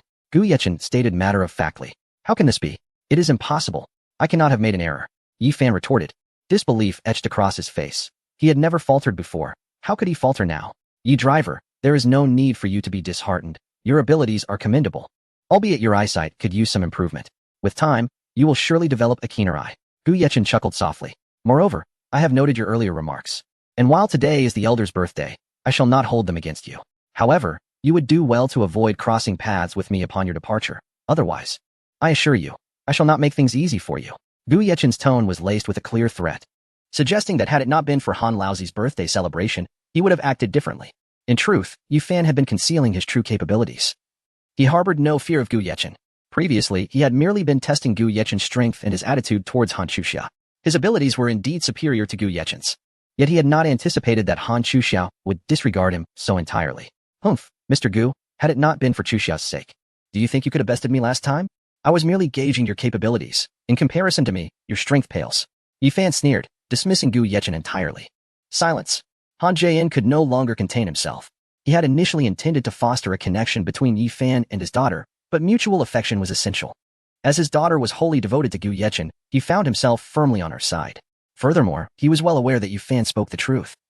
It was Yi Fan who had rescued him from dire straits, and he had witnessed Yi Fan's prowess firsthand. Thus, he had entrusted him with the protection of his daughter. Mr. Yi Fan, you possess remarkable courage. I hope you maintain this fortitude. Gu Yechen smiled. You may leave now. Your presence is no longer required. Han Laozi finally could not restrain himself. Although it seemed unlikely that Gu Yechen would become his granddaughter's suitor, that notion still lingered. Moreover, Gu Yechen's importance to the nation was paramount, and he would stand by him without hesitation. Han Laozi, how can you treat me this way? I am merely trying to assist you. Yi Fan protested, unwilling to concede, fearing that he would lose the prospect of Han Chuxia, the prize he sought. Jiang Qingyan and Ning Qianxue sipped their drinks, observing the unfolding drama with detachment. If Gu Yechen could not manage this minor altercation, he would be ill-suited for collaboration with the nation. Han Laozi, I wish to uncover the layer above this painting to reveal the original work. What are your thoughts? Li Hua, as the curator of the National Museum, held a deep appreciation for the preservation of historical culture. Xiaochen, what is your opinion? Han Laozi turned to Gu Yechen, seeking his perspective, which also subtly indicated his stance. I see no issue with that. I merely wonder if Professor Li has brought the necessary tools. Gu Yechen, too, was eager to glimpse the authentic work of Tang Yin, as the system had merely confirmed its authenticity without presenting it to him. Of course, as a museum staff member, it is imperative to carry the appropriate tools. Li Hua waved his hand, summoning his assistant, who promptly retrieved the necessary instruments. He was well-versed in the process of unveiling paintings and began his work with great enthusiasm. Chapter 104. The Explosive Brotherhood Association. Half an hour later, after a series of meticulous operations, a brand new painting emerged before the crowd. Li Hua gazed at the artwork in awe. This must be the most exquisite piece among Tang Bohu's authentic works. Remarkably, it bore no other seals, indicating that its owner cherished it dearly. Li Hua could not help but marvel at the painting before him. How is this possible? Yu Fan was astounded by the scene before him. He never anticipated that a genuine masterpiece was hidden within this painting. The depicted scenery was so lifelike that it seemed to breathe, instantly revealing its authenticity. Why are you still here? Han Longfei inquired, puzzled. He had not noticed whether Yu Fan had left, yet he was taken aback by the man's audacity. Yu Fan was somewhat speechless. Was it merely a matter of lingering a bit longer? You will regret this, he declared before turning to leave. Mr. Gu, I am Su Haoran, the eldest son of the Su family. Your recent performance has left me quite impressed, and I wish to befriend you. What do you think? Su Haoran extended his hand with a confident smile, exuding an air of elegance akin to a refined gentleman. In terms of appearance, he was nearly on par with Gu Yechen, marking the first time Gu Yechen encountered a worthy rival. Gu Yechen reciprocated the handshake with Su Haoran. After exchanging pleasantries, a newcomer approached. Mr. Gu, it has been a while. We are relieved to see you unharmed. Li Songyun smiled at Gu Yechen. And you are? Gu Yechen queried, somewhat taken aback, as he did not recognize the middle-aged man before him. My name is Li Songyun. I was the one who introduced you to Mac. This Shiyuexuan hotel was originally my property before you acquired it. Li Songyun explained. I remember now. I was en route when I encountered a group of reckless individuals and could not make it. Had it not been for a stroke of luck, I might not have made it through. Gu Yechen shook his head with a wry smile. Mac? Su Haoran paused, realizing he too was a member of Mac. Although he had never met Gu Yechen, he had heard of Li Songyun. Do not be overly modest. Over 30 individuals were nearly apprehended. Li Songyun chuckled. Since you're here today, let me introduce you to the others. Gu Yechen nodded, unperturbed. At the Riverside Tea House in Shanghai City, a group of individuals sat together, sipping tea and enjoying the night view. This establishment was developed on a mountain and featured a gym, a golf course, and a licensed shooting range, all overseen by dedicated personnel. It was a haven for the affluent. Li Songyun approached, with Gu Yechen following closely behind. The group paused their conversation. Surprised upon seeing Li Songyun and Gu Yechen, Li Songyun addressed the gathering. Everyone, this is my brother, Gu Yechen. Within Mac, members typically referred to one another as brothers. He turned to Gu Yechen, stating, these individuals are all members of our Mac organization, and we are united. Brother Gu, I am Chui Fei. I did not expect you to be so young. We were quite concerned during your absence. Chui Fei smiled, recalling how he had sent someone to check on Gu Yechen, only to learn he had been taken by the military. I almost met my end back then, but fortunately, I was rescued by the military. Gu Yechen chuckled, shaking his head. Fang Yong regarded Gu Yechen with disdain, viewing him as nothing more than an 18-year-old kid. Moreover, Gu Yechen was merely an ordinary member, while he himself held a higher rank as a mystic-level member, indicating a disparity in status. Fang Yong frowned and turned to Li Songyun, brotherly. Do not tell me you summoned us merely to introduce this newly adult child? Fang Yong's straightforwardness stemmed from the fact that he and Li Songyun were both mystic-level members, leaving him unafraid. In their organization, membership rank held more weight than age. Even an older individual with a lower rank would not command respect. Li Songyun chuckled, stating, as you all know, the headquarters has approved Brother Gu's admission to MAC. We are merely formalizing the process today, and I will officially recommend Gu Yechen for membership. Wait, brotherly, are you serious? You know that with your current mystic level rank, you can only recommend one person. Fang Yong exclaimed, astonished. This revelation shocked not only Fang Yong but also the others present. A mystic level member could only recommend one individual in their lifetime. Considering Li Songyun's standing, it was remarkable that he chose to endorse such a young newcomer. This raised questions about Gu Yechen's background, as it was evident that he was no ordinary individual.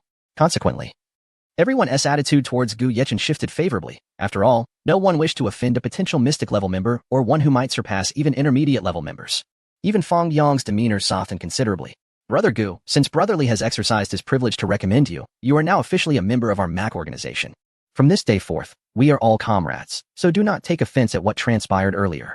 They proceeded to register Gu Yechen and submitted the application for formal membership. Gu Yechen was bewildered, having little understanding of the situation. He was unsure why the system had enrolled him in this association, but he trusted that the system had its reasons and would not lead him astray. Once everything was concluded, Gu Yechen received a document. Upon glancing at it, he discovered that MAC was merely an acronym. The document revealed that the full name of the organization was Explosive Brotherhood Car Enthusiast Association.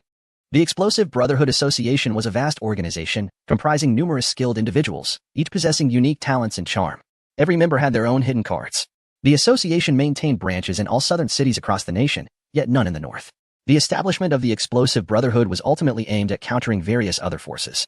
With its headquarters located in Shanghai City, although it lacked northern branches, its influence extended nationwide. Initially founded as a gathering of like-minded car enthusiasts, the organization had evolved into a legitimate association with stringent membership requirements. It primarily consisted of affluent individuals, representing an elite business circle. The shift in Fang Yong and others' attitudes towards Gu Yechen stemmed from this fact.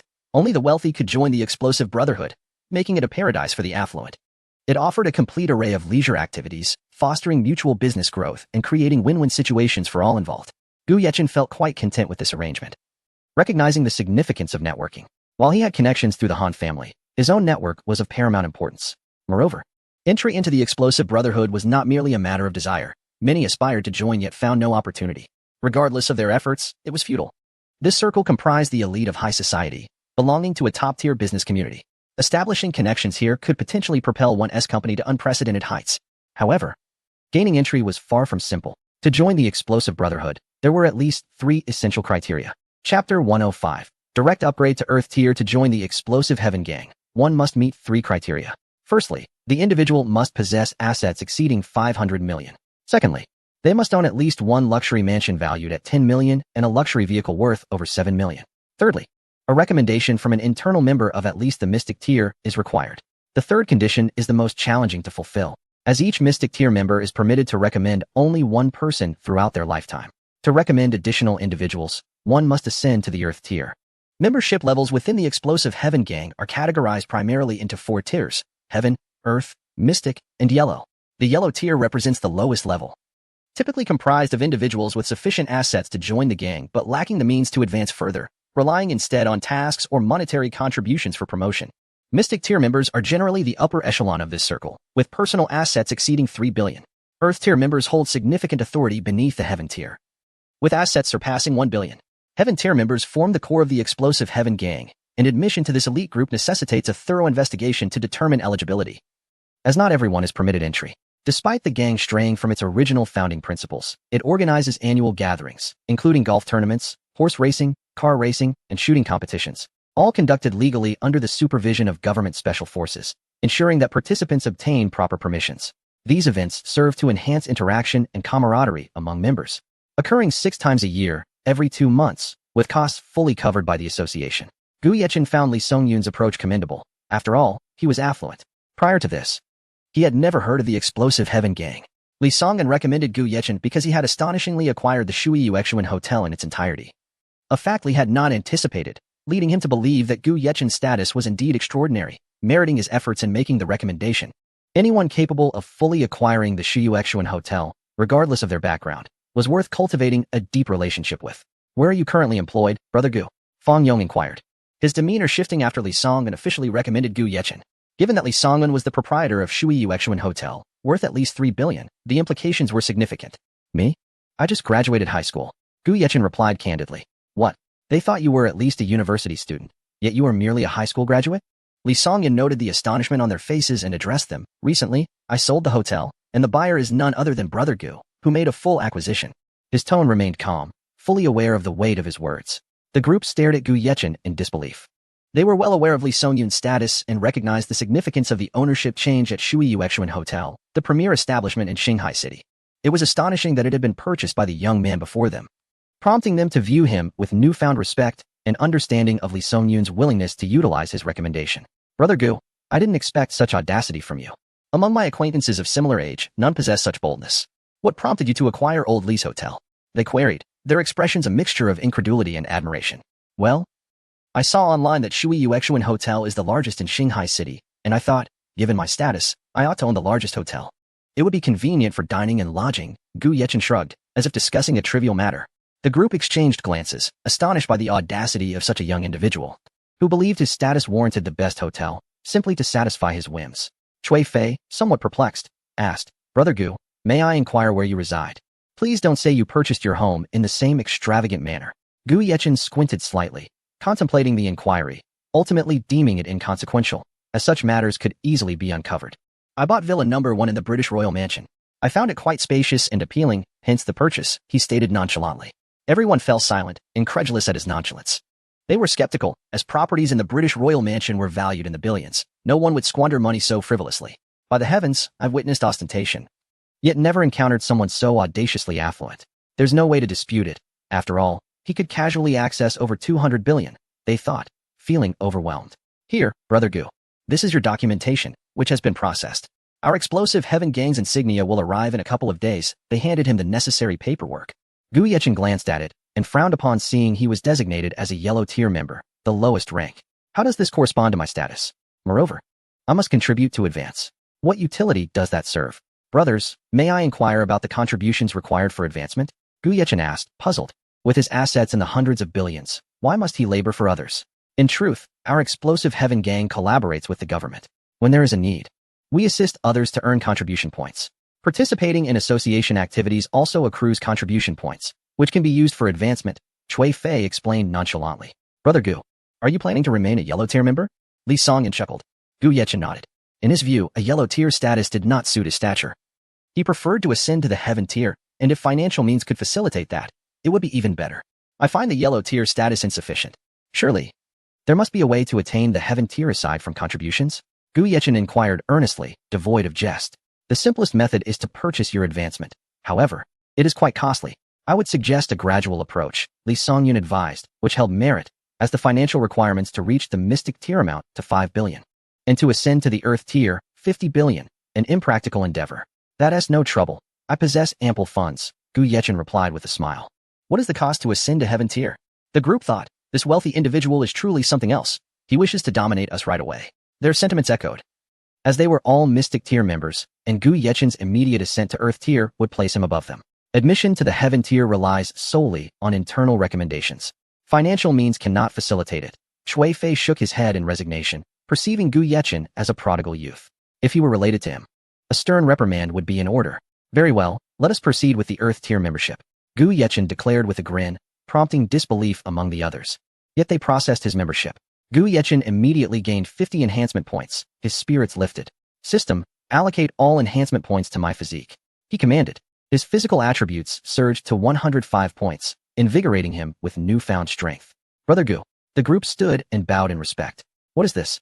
Gu Yechen was taken aback, bewildered by their unexpected reverence. It is the rule of the explosive Heaven Gang that those of a lower rank must address those of a higher rank as brothers, regardless of age, Li Songyun clarified.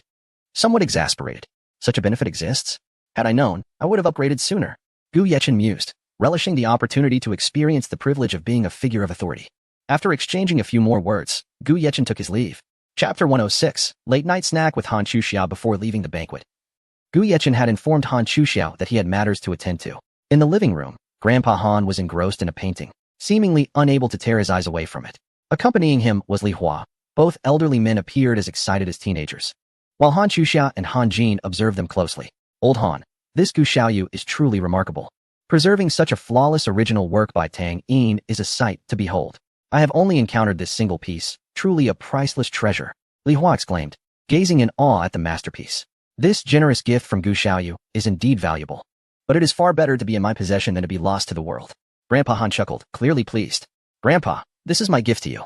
Han Chuxiao presented a set of tea utensils that Gu Yechen had helped her select. Oh, my dear granddaughter has developed a knack for choosing gifts.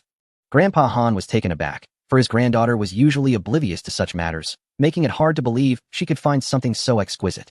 Han Wangfei had little hope for her. Upon opening the gift box, both elderly gentlemen's eyes widened in surprise. Li Hua immediately fetched a magnifying glass for a closer inspection. 10 minutes later, Li Hua turned to Han Chuxia. Xia, tell me, where did you acquire this tea set? Both he and Han Wangfei were astonished, having discovered that it was an item from the Qing dynasty, specifically from the first year of Emperor Qianlong's reign, making it exceedingly rare. Historical records indicated that the emperor had a particular fondness for this set of teapots, which had been preserved remarkably well. I found it at an antique market. Han Chuxia proudly patted her chest, pleased with her find. Come now, with your limited skills, I know better. This must have been chosen with Yechen's guidance. Han Wangfei shook his head in disbelief, fully aware of his granddaughter's limitations and relieved she hadn't been deceived. Han Chuxia looked exasperated at her grandfather.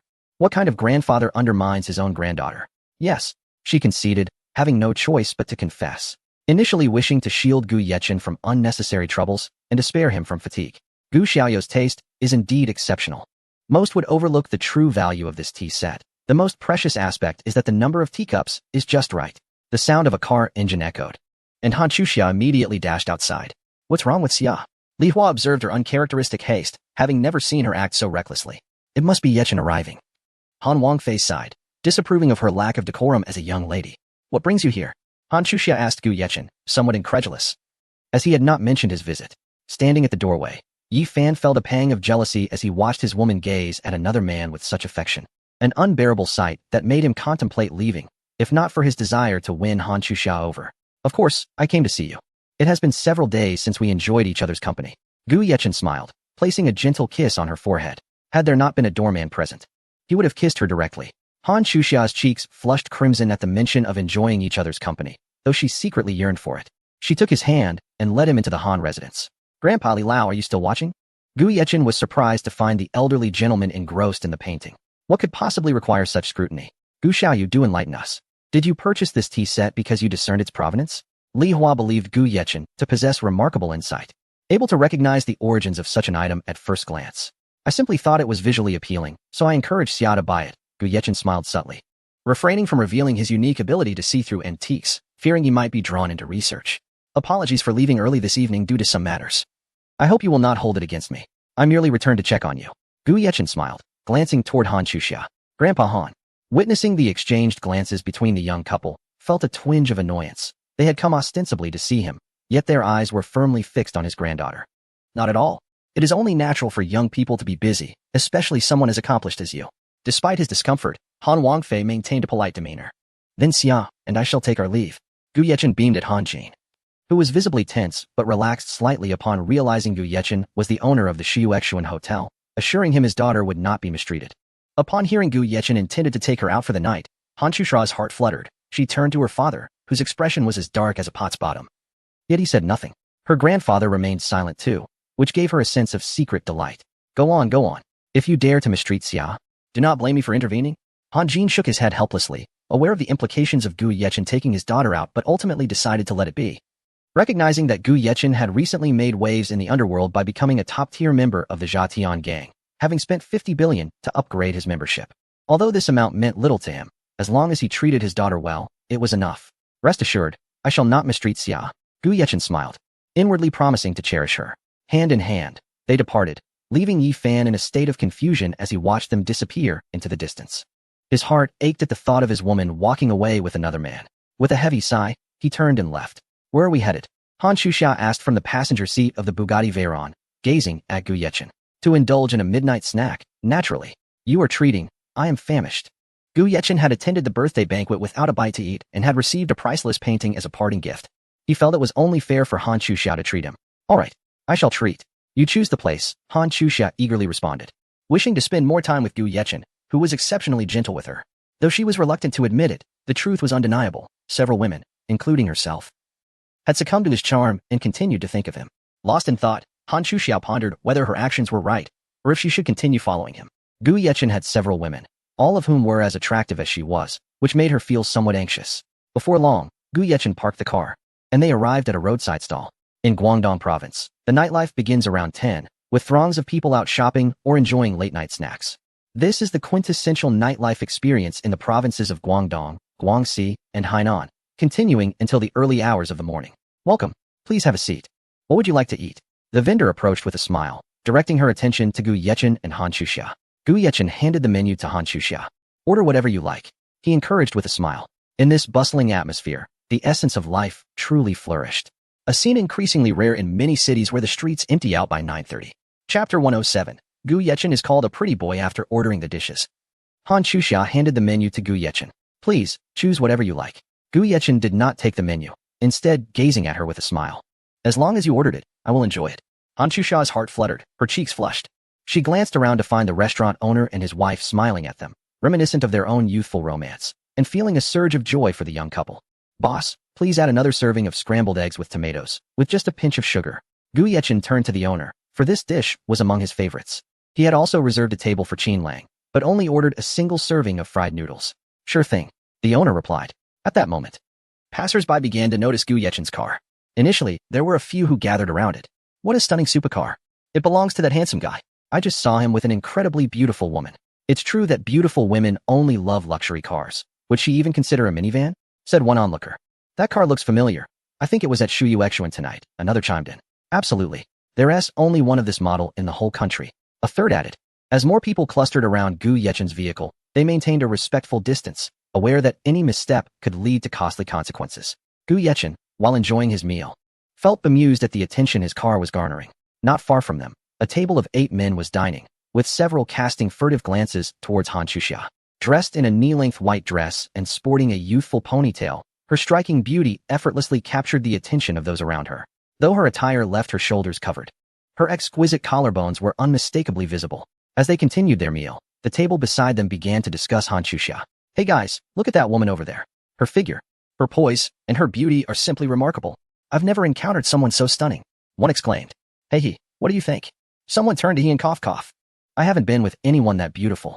Hien's gaze lingered on Han Chuxia, now filled with a desire to conquer. For who wouldn't want such a striking woman? Is that her boyfriend? What a pity. She probably isn't a novice anymore. But no worries, I'm open to all. A bold speaker from the group stood up, assessing Gu Yechen critically. Hey gorgeous, would you mind dining with us?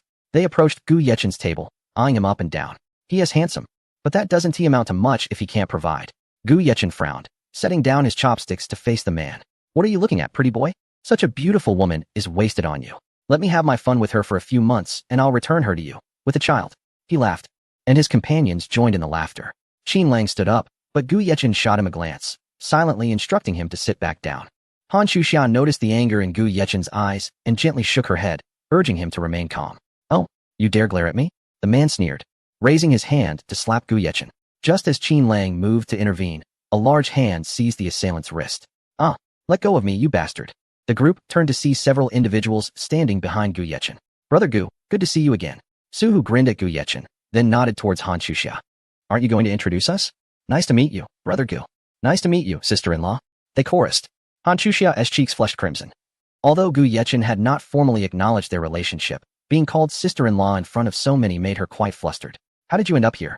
Gu Yechen asked, momentarily taken aback. He had been ready to confront the man, but now found himself facing Suhu. I was just passing by and wanted to greet you. Only to find this situation unfolding, Suhu explained, glancing at the group behind him. Suhu? Hien was stunned. He recognized the name well. Knowing few who ventured out were unfamiliar with Suhu's reputation. Suhu swiftly incapacitated the man who had threatened Gu Yechen, twisting his wrist until a shriek echoed like a pig being slaughtered. Gu Yechen stood up, turning to face the man. Seeing Gu Yechen's face, Hien instinctively knelt, overwhelmed by the shock that he had experienced previously at Shuyu Exuan. Why are you suddenly kneeling, young man? It's not good for someone your age to weaken at the knees. Gu Yechen chuckled, but to Hien, it felt like a death knell. Realizing Hien had knelt made the man being held by Suhu understand the gravity of his mistake. Please, spare me. I can be of service to you, he pleaded, bowing repeatedly. Gu Yechen's gaze sharpened. If apologies were effective, we wouldn't need the police. Do you really think anyone would let you off the hook after what you said? The man's face turned pale as he realized the severity of his situation. Without hesitation, Gu Yechen slapped him, sending 6 teeth flying. Hien stood frozen in shock, fearing that Gu Yechen might seek retribution for his previous bullying. Gu Yechen then turned to Hien, reminding him of their past encounters. I'll give you a chance. Do as I say, and I'll let you go. What opportunity? The man asked, blood trickling from his mouth. Go over there and beat him into the hospital for at least a month, and I'll let you off. What do you say? Gu Yechen's interest peaked as he regarded Hien. We're classmates. Let us not hold grudges. Hien stammered, genuinely terrified at the prospect of being hospitalized. You remember we're classmates? You didn't hesitate to bully me before. Gu Yechen chuckled, slapping Hien across the face, causing his right cheek to swell instantly. The onlookers whispered among themselves, none daring to intervene. Hien, I'm sorry, but I have no choice now. The man glanced at Hien, filled with regret. Lu Shi, if you dare hit me, just wait until you see what happens to your family. Hien glared at Lu Shi. Chapter 108. If apologies were effective, why would we need the police? Gu Yechen's voice was as chilling as ice.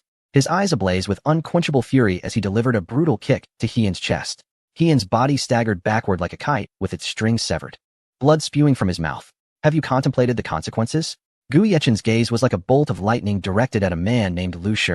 Under his penetrating stare, Lu Shi trembled, lowering his head as fear tainted his voice. I'm afraid he will retaliate against my family. I think I should just let it go. Upon hearing this, a flicker of disdain crossed Gu Yechen's face as he swiftly sent Lu Shi crashing to the ground with a kick.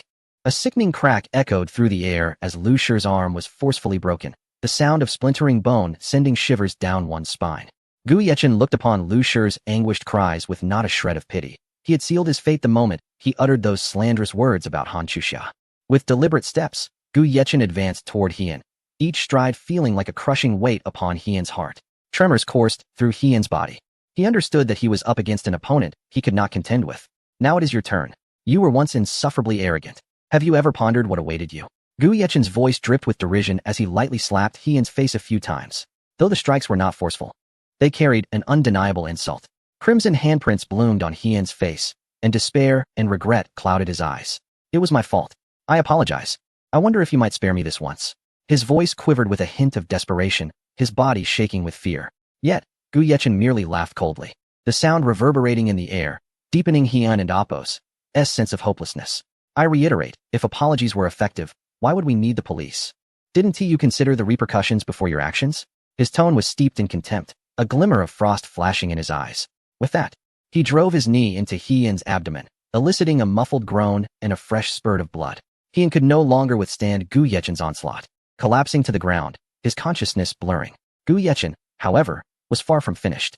A fierce determination gleamed in his eyes as he unleashed a flurry of punches and kicks upon Hien, each strike accompanied by the sound of air being displaced.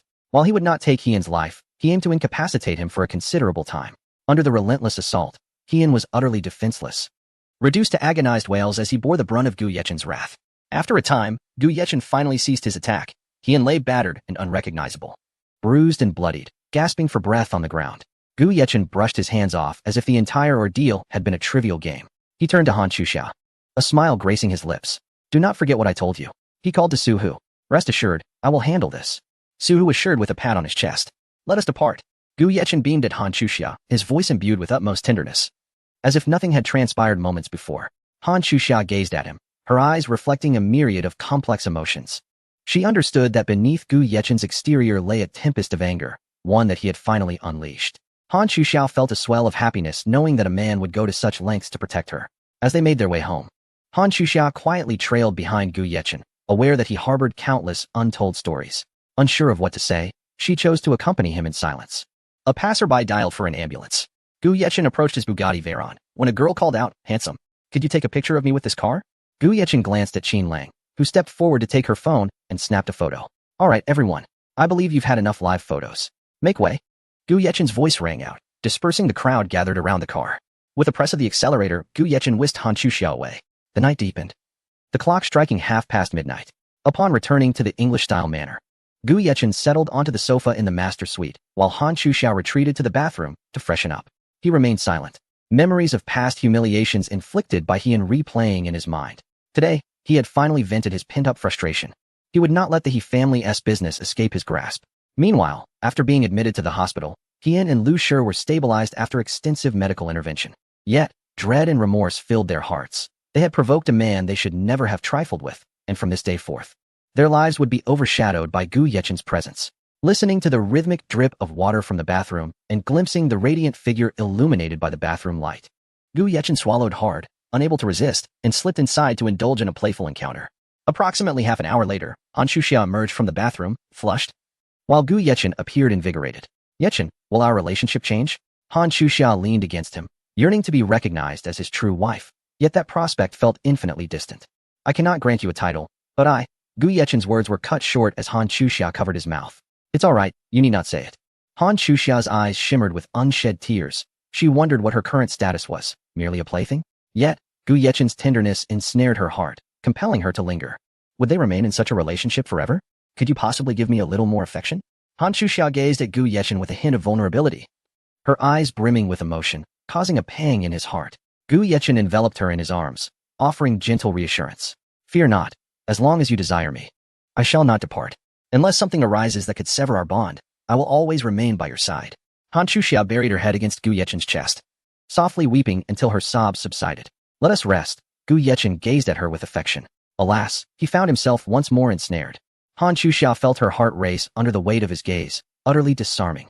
Han Chuxia nodded. realizing that a woman who did not learn to enjoy life was a fool. Gu Yechen's prowess only made him more unforgettable. With Han Chuxiao's consent, Gu Yechen commenced his pursuit. Text omitted for brevity.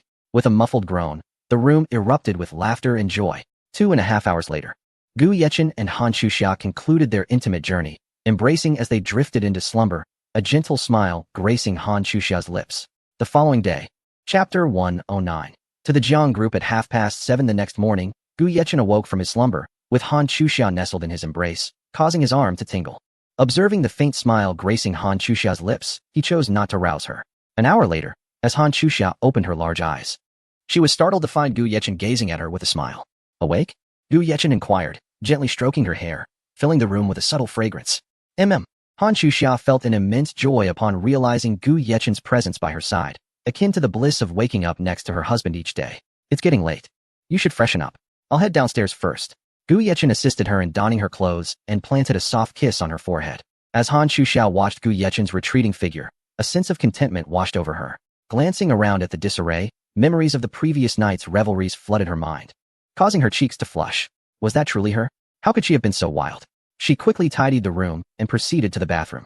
Gazing at her reflection in the mirror, she appeared radiant, her cheeks slightly rosy. It was no wonder that so many men and women were enamored with such pursuits. Yesterday, Gu Yechen had instructed Su Hu to monitor He-Fei's movements, prepared to act decisively should an opportunity arise, focusing solely on the task at hand. Upon reaching the ground floor, Gu Yechen discovered Qin Lang already awake and preparing breakfast, 3 simple bowls of boiled noodles. When did you learn to cook? Gu Yechen asked, taking a seat at the dining table after washing up. I've always known how, for someone like me, acquiring an additional skill opens up more avenues, Qin Lang replied calmly. What of your sister's condition? She is stable now. She even called me this morning to reassure me and mentioned that once she recovers fully, she wishes to treat you to express her gratitude for saving her life. Qin Lang smiled. That sounds good.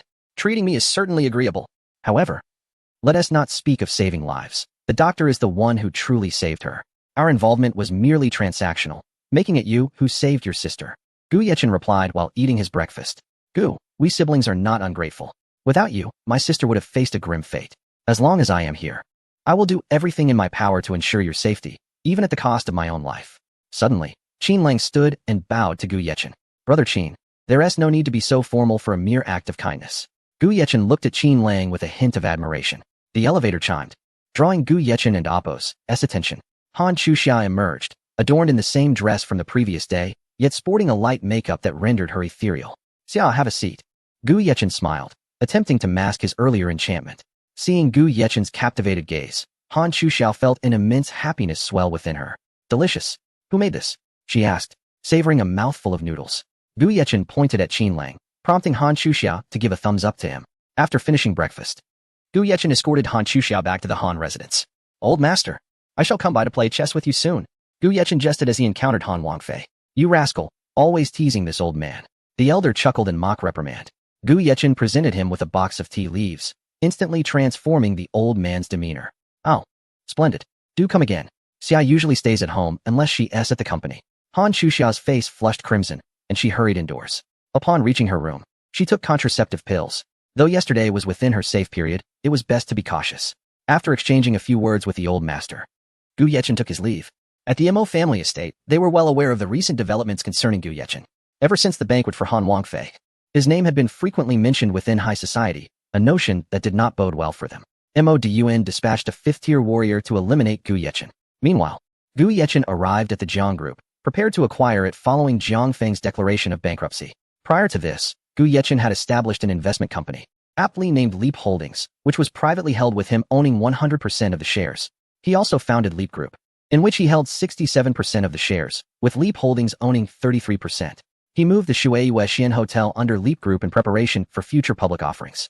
In the Jiang Group's conference room, several shareholders had gathered early, including Jiang Feng. They were there from 7:30 to discuss the potential acquisition of the Jiang Group. Since discovering that his wife had been unfaithful and that Jiang Zihua was not his biological child, Jiang Feng appeared to have aged significantly overnight. Upon Gu Yechen's entrance, Jiang Feng was momentarily taken aback. He had not anticipated that the individual seeking to acquire the Jiang Group would be Gu Yechen. Everyone, you are all aware of the current predicament facing the Jiang Group. I am willing to invest 5 million to acquire it. Feel free to discuss amongst yourselves. Gu Yechen stated directly after taking his seat, aiming to humiliate Jiang Feng by compelling him to sell his once multi-billion-dollar company for a pittance. Mr. Gu, what do you mean by this? Though the Jiang Group is bankrupt, it is worth more than 5 million. Are you attempting to mock us? One irate shareholder exclaimed, anger rising within him, as 5 million would scarcely cover their reparations. Then you may consider who else dares to acquire your company. Gu Yechen shook his head, smiling. The shareholder was rendered speechless, realizing that the Jiang Group had nearly collapsed, with most employees having departed. Speechless now? You should consider yourselves fortunate if anyone is willing to offer 5 million for your company. In a few days, even that sum may be unattainable, Gu Yechen stated bluntly. Xiao Chun, must you persist in this manner? Jiang Feng sighed as he gazed at Gu Yechen. Chairman Jiang, we are not well acquainted. It is inappropriate for you to address me in such a manner. Gu Yechen chuckled. Child, I am aware of your identity. The Jiang family has wronged you. We will make amends. Can you assist the Jiang Group? If you invest in the Jiang family, we could surely reclaim our former glory, Jiang Feng tentatively suggested. Aware that everyone knew Gu Yechen was the owner of Shui Weixin Hotel. Mr. Jiang, have you not yet awakened? I am astounded by your audacity. How could you dare speak to me in such a way? During my time with the Jiang family, I endured beatings and often went hungry. Were it not for my beloved sister, I might have perished before your very eyes. Gu Yechen scoffed, incredulous at Jiang Feng's sheer nerve. Chapter 110. Acquisition of the Jiang Group. We harbor no enmity between us. Are you truly suggesting that you can remain indifferent while the company faces ruin? After all, you are still a member of the Jiang family. Jiang Feng continued to plead earnestly with Gu Yechen. Mr. Jiang, we are not bound by a father-son relationship. We previously executed a severance agreement, and now, we need no such document. Do you believe your attempts at moral coercion will be effective? Gu Yechen's expression was grave, his gaze resolute and unyielding. Jiang Feng's assertion of their lack of animosity struck Gu Yechen as absurd, were it not for Jiang Qingyan. He might have met an untimely end long ago. During his time with the Jiang family, he endured countless grievances and tribulations, and he would not be easily swayed by a few words from Jiang Feng. At the very least, we lived together for several years. Can you truly turn a blind eye to this minor matter? If you were to invest, the company would not face bankruptcy. Are you truly that heartless? Jiang Feng fixed his gaze on Gu Yechen, his eyes filled with anticipation and a hint of desperation, as if Gu Yechen's financial support was his only lifeline. Gu Yechen? So you are here. I have searched for you for quite some time. You must immediately transfer 100 billion to the company account to help us through this crisis, and then arrange for several hundred billion as a gesture of gratitude for raising you. Jiang Ke rushed over upon spotting Gu Yechen, her voice ringing out.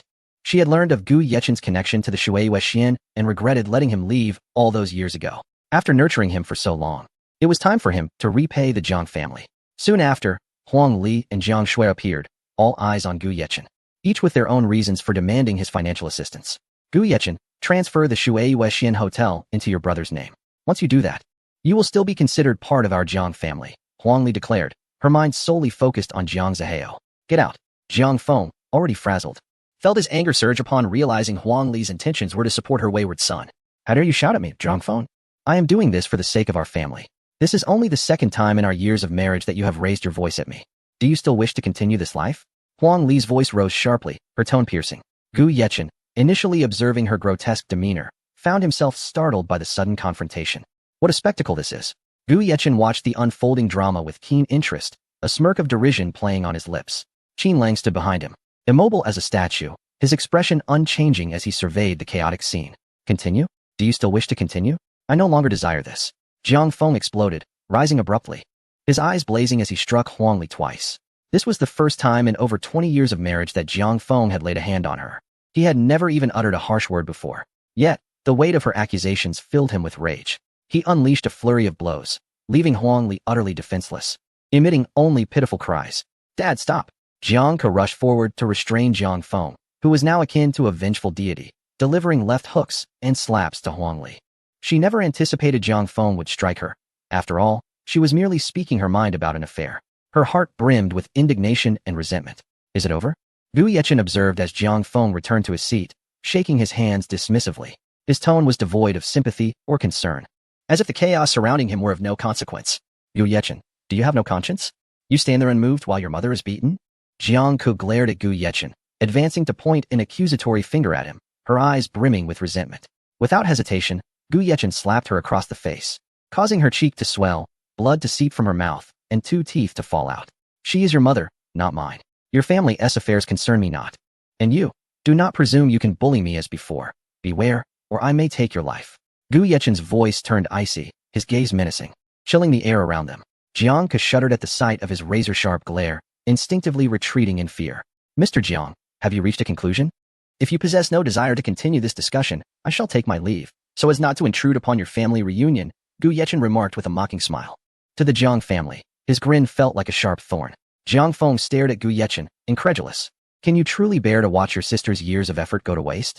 This scoundrel dares to use Jiang Qingyan as a pawn to gauge his resolve. I am indifferent. If you wish to sell for 5 million, I shall buy. If not, I will simply walk away. Gu Yechen met Jiang Feng's gaze, unwavering in his stance, his determination resolute. Jiang Feng lowered his head, lost in thought, battling internally. After a moment, he resignedly replied, Fine, 5 million. What 5 million? Huang Li, bruised and battered, rose to her feet and glared at Jiang Feng, confusion and anger lacing her voice. None of your concern. We will go to the Civil Affairs Bureau to finalize our divorce. I have no lingering affection for you.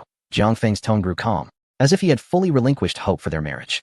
The secretary presented the contract to Jiang Feng, who signed it after the other shareholders followed suit, handing it over to Gu Yechen.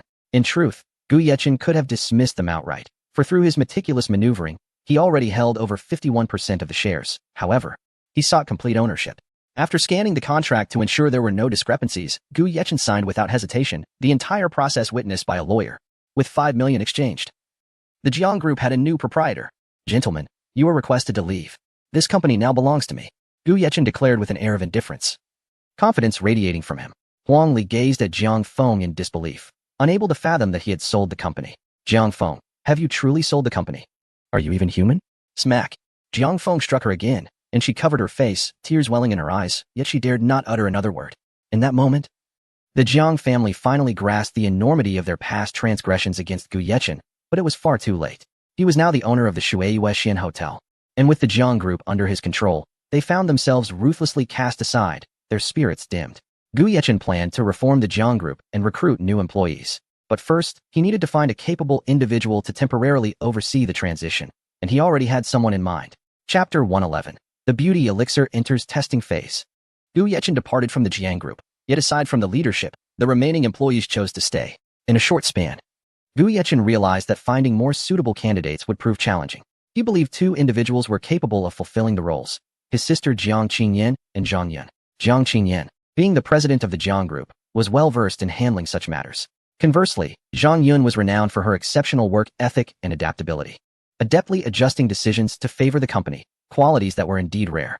However, Jiang Qingyan had devoted her heart and soul to the Jiang Group, leaving Gu Yechen in a state of indecision. At that moment, Ning Qianxue saw the announcement from the Jiang Group, declaring its bankruptcy, and immediately called Jiang Qingyan, who was inspecting a company in collaboration with the government, paused upon hearing the news. When did this happen? She asked urgently. Just now. The Jiang Group announced that it has been acquired, Ning Qianxue replied, her tone tinged with anxiety. Do you know who acquired it? Jiang Qingyan pressed, astonished that she had received no prior warning, especially since this was the company she had dedicated years to. Although a subordinate had mentioned something earlier, she never anticipated such swift bankruptcy. I'm not sure, but I heard the Jiang Group was fully acquired for 5 million, Ning Qianxue stated, equally surprised by the meager sum. What? It was sold for only 5 million? Jiang Qingyan found it hard to believe. Please inquire if they're willing to sell. I wish to buy the company back. Jiang Qingyan's voice wavered, her deep emotional investment in the Jiang Group evident. All right, I'll keep an eye out, Ning Qianxue assured before hanging up. Just then, Gu Yechen called Jiang Qingyan. Having just set down her phone, she was momentarily distracted until she saw Gu Yechen's name flashing on the screen, instantly lifting her spirits. Xiaochun, what is up? Miss me?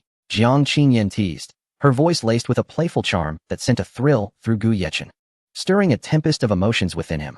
Xiaoyan, I've acquired the Jiang Group and would like to hear your thoughts, Gu Yechen said, suppressing his tumultuous feelings.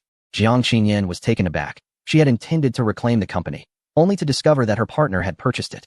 What wonderful news. What are your thoughts? Instead of answering directly, Jiang Qingyan inquired about Gu Yechen's plans, recognizing that her identity had evolved. She was no longer merely his sister but also his partner, and thus needed to consider him more closely.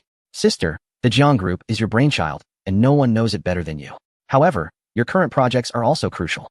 Do you have anyone in mind who could competently assume the role of president? Gu Yechen refrained from placing Zhang Yun in this position, as he intended to take her with him to Qingbei University after the semester commenced, meaning he could not entrust both companies to her. I understand. Leave this matter to me. Remember, you owe me a favor. Come to Xiaoxiue's place tonight. Jiang Qingyan's voice held a hint of amusement. recalling how they had not continued their intimate encounters since their first time, something she had been eagerly anticipating. Upon hearing this, Gu Yechen instinctively covered his waist, realizing that without the system's rewards of dual kidneys, he might not withstand the energy drain from the women around him. All right, sister. I'll appoint you as the vice chairman, granting you full authority over the company. I have faith in you. Gu Yechen entrusted the vast responsibilities to Jiang Qingyan, allowing himself the luxury of ease.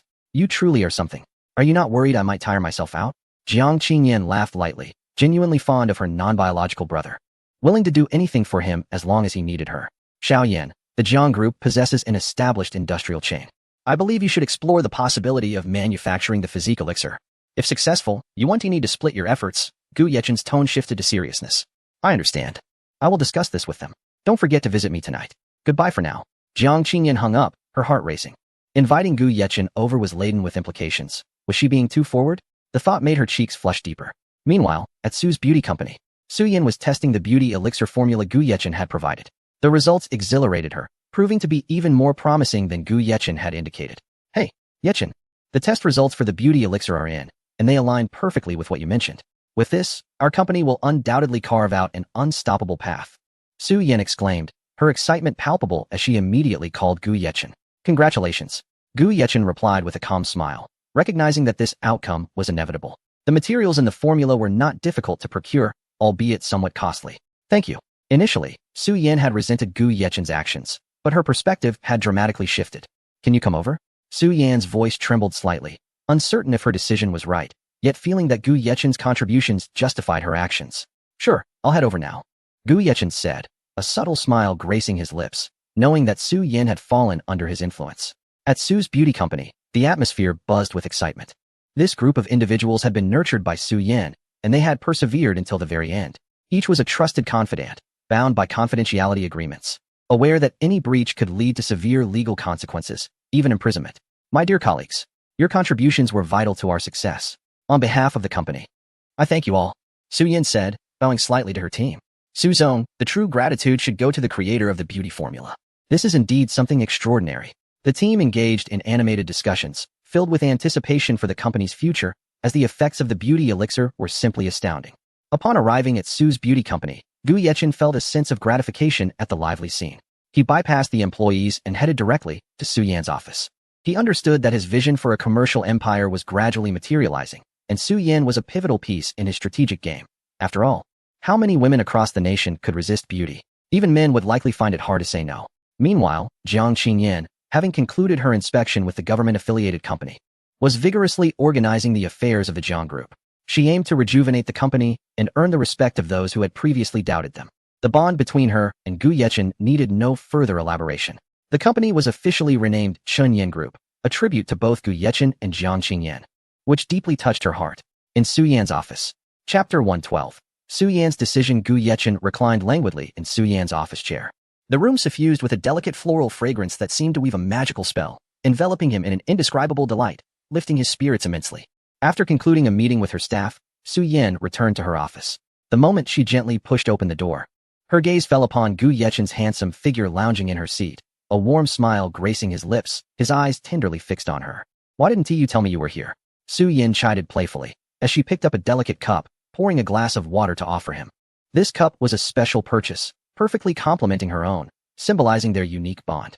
Gu Yechen accepted the water, taking a gentle sip, the corners of his mouth lifting in a subtle smile. I saw you, the esteemed boss, engrossed in work. I didn't want to disturb you. His deep, soulful eyes seemed to harbor boundless tenderness, and his charming smile momentarily left Su Yin entranced, causing her to lose her train of thought. None of this matters as much as you do. Our beauty elixir has successfully passed the test. We only need one more trial to obtain the results, Su Yin said. Gliding gracefully to Gu Yechen's side, her delicate fingers softly massaging his broad shoulders as she helped him out of his coat. Gu Yechen closed his eyes in bliss, reveling in Su Yan's attentive service.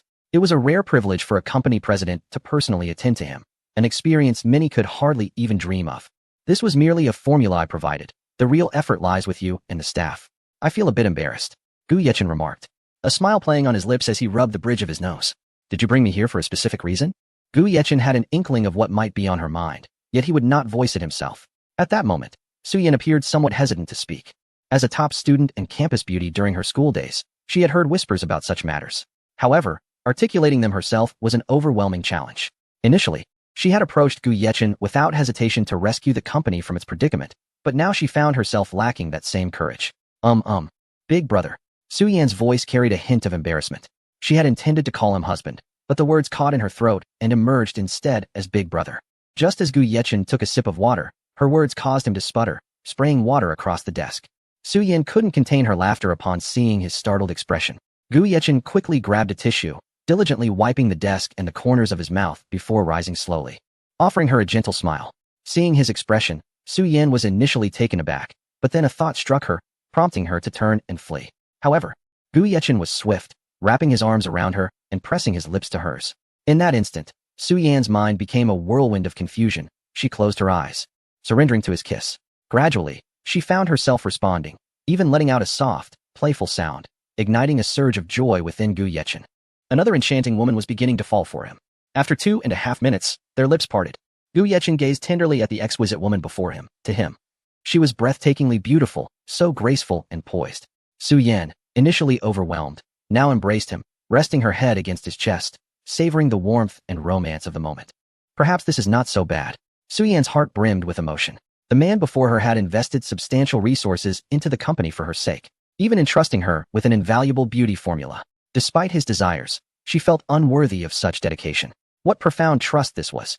Perhaps she truly ought to reciprocate in some way. Gently, Su Yan locked the door, her gaze filled with affection as she looked upon the impeccably charming man. With graceful steps, she approached him, leaning into his embrace, her eyes lifting to meet his. Shall we take a break? After speaking, she lowered her gaze. Unable to meet his eyes, her cheeks flushing a vibrant hue reminiscent of a sunset. Is this an invitation? Gu Yechen regarded her with surprise. He could hardly be the type to entertain inappropriate thoughts upon seeing a beautiful woman. It was simply inconceivable. Without hesitation, Gu Yechen swept Su Yan off her feet, striding purposefully toward the bedroom. The room was adorned in shades of pink, momentarily catching him off guard. Was this a universal preference among women? Gently, he set Su Yan down, his gaze softening. Are you truly certain you wish to give yourself to me? Once we embark on this path, there will be no turning back, and I cannot provide you with a title. Gu Yechen's eyes bore into Su Yan's, seeking clarity in her response. The system had mentioned that allure could entice, but coercion would not yield success. Otherwise, such beauties would have long been won over. Ah Chun, I've made my decision. You have sacrificed so much for me. I cannot remain indifferent. Moreover, I find myself developing feelings for you, Su Yan declared, meeting his gaze with unwavering courage. Gu Yechen tenderly caressed her hair, his hesitation dissipating as he closed the distance once more, capturing her lips in another passionate kiss. This time, Su Yan reciprocated with fervor. Soon, their barriers fell away, revealing their true selves. Su Yan's figure was nothing short of exquisite, leaving Gu Yechen enchanted. The moment of truth approached. Gu Yechen gazed at Su Yan, his heart racing as he noted the dreamy expression in her eyes. Is this truly permissible? Su Yan looked up at the handsome man who had ignited her heart and pulled her from despair, the one who had given her hope. She closed her eyes, whispering softly yes. She was ready to surrender herself entirely to Gu Yechen. Outside the room, employees were diligently and methodically engaged in the production of the beauty elixir. Having learned from past mistakes, they implemented a segmented production process to prevent any leaks, ensuring each step was conducted separately until the final amalgamation. This time, the beauty elixir would surely redeem their earlier missteps. The prior leak of company information had nearly led to bankruptcy. They were determined to rise above and triumph. The employees were brimming with determination, fueled by the hardships they had endured. This was their first company, and none wanted to witness its downfall. They steadfastly stood with Su Yan until the very end. At last, dawn broke. The company was on the cusp of soaring to new heights. Inside the room, the atmosphere was charged with springtime warmth. A pained cry broke the tranquility as Su Yan transitioned from girlhood to womanhood, tears glistening in her eyes. It hurts. Gu Yechen tenderly kissed away her tears, enveloping her in boundless gentleness. The narrative continues. 2.5 hours later, they lay entwined. Su Yan nestled in Gu Yechen's embrace, exuding a sweet shyness, surprised by her own emotional investment in love. Stealing a glance at him, she wondered if he viewed her as just another woman. Anxiety fluttered in her chest. Chapter 113. Daily moments with Su Yan. Gu Yechen keenly sensed Su Yan's gaze upon him. He gently stroked her silky hair and inquired softly, "What is it? Is there something on my face?" A delicate blush adorned Su Yan's cheeks as she shyly replied, "Do you think I am that kind of woman after my actions just now?" Gu Yechen pressed a gentle kiss on her forehead, his eyes brimming with affection as he reassured her, "Do not overthink it. I truly liked how you were just now." Hearing his response, Su Yan felt a slight relaxation. though the rosy hue on her cheeks remained vibrant. At that moment, a notification chimed in Gu Yechen's mind. Congratulations, host. You have gained 1 draw chance and 1 physique point. Current draw chances, 4, physique, 107 points. Gu Yechen was momentarily taken aback. For draw opportunities? He pondered. Perhaps the author had simply forgotten, but since that was the case, he would proceed with 4 draws. With his physique reaching 107 points. Enhancing it through this method indeed felt quite laborious. System, I shall use 1 draw, he decided, eager to uncover what delightful surprise awaited him. Additionally, the panel displayed a system upgrade card, piquing his curiosity about the special rewards it might offer. Soon, the system's voice echoed, Congratulations, host. You have acquired 100 shares of the Century Plaza Shopping Center, valued at 20 billion. 20 billion has been deducted from your funds, and you have gained 200 reinforcement points. The shopping center has now been integrated into the Leap Group. Century Plaza stands as one of the largest shopping centers in Shanghai City, located in its economic nucleus. Bustling with visitors daily, including those from neighboring districts, making it an indispensable commercial hub. Gu Yechen felt a wave of gratitude towards the system. It seemed to understand the challenges he faced in earning reinforcement points through expenditure, directly assisting him in acquiring such a substantial company. System, allocate my mental strength to 100. He commanded without hesitation. Adding 1 point of mental strength below 100 required 2 reinforcement points, while a boost of 50 points consumed 100 points, causing him a slight pang of regret. He resolutely decided to invest his remaining 100 points into physique, instantly elevating it to 117 points. He mused that now, he could easily dispatch a pig with a single punch. Noticing the time, Gu Yechen remarked, It's getting late, let us go eat.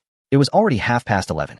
All right, Su Yan replied, forcing herself to rise, the glaring red stain on the sheets seemingly narrating the events that had just transpired. Lie down.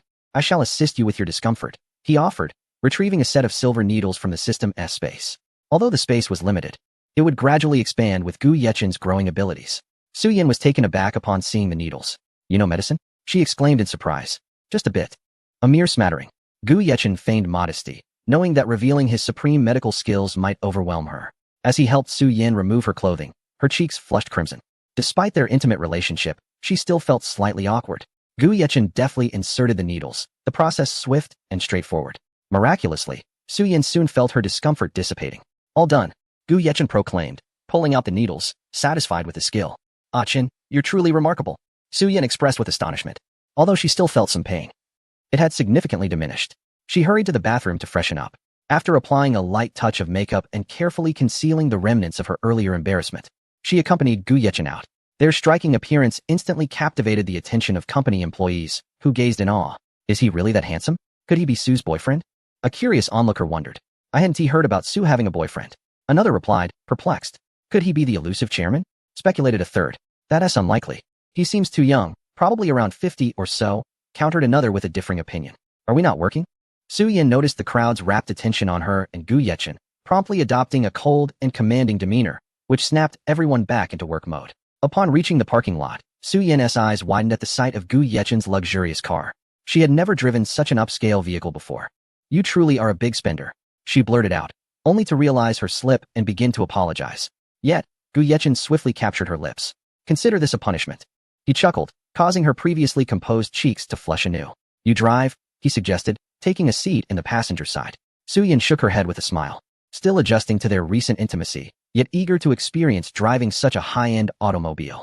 She skillfully started the engine and drove Gu Yechen to a familiar restaurant. Good evening. What would you like to order? A cheerful waiter greeted them. Gu Yechen gestured for Su Yan to place the order. Crispy soup, oysters, truffle fries, dragon fruit bread, and a medium-rare steak set with 2 juices, she quickly listed. Gu Yechen preferred his beef well done, but he decided to acquiesce to Su Yan's preferences. After all, he was not picky when it came to food. He expertly sliced a piece of Angus beef and offered it to her. He coaxed her like a parent feeding a child. Su Yan giggled softly, accepting the bite, savoring his tender care. In that fleeting moment, she felt a profound warmth. As if she were cherished like a child. Gu Yechen sampled the dishes, discovering the medium-rare Angus steak to be the most delectable, followed closely by the oysters. Their meal stretched nearly an hour, during which they engaged in delightful conversation. Su Yan learned of the many women surrounding Gu Yechen, initially unsettled. She soon reconciled with the notion, realizing that such an exceptional man could hardly be tied to just one woman, especially since she was not truly his alone. Let us explore Century Plaza, Gu Yechen suggested, flashing a smile at Su Yan, eager to show her the shopping center he had just acquired. Upon their arrival, the plaza indeed buzzed with vibrancy. Hand in hand, they strolled amidst the throng, admiring the exquisite merchandise. In a clothing store, Gu Yechen selected a stunning dress for Su Yan, and upon trying it on, she appeared even more enchanting. After their shopping excursion, they settled in a CAF for a respite. Su Yan gazed at Gu Yechen, her heart swelling with joy. This was her first genuine date with a boy.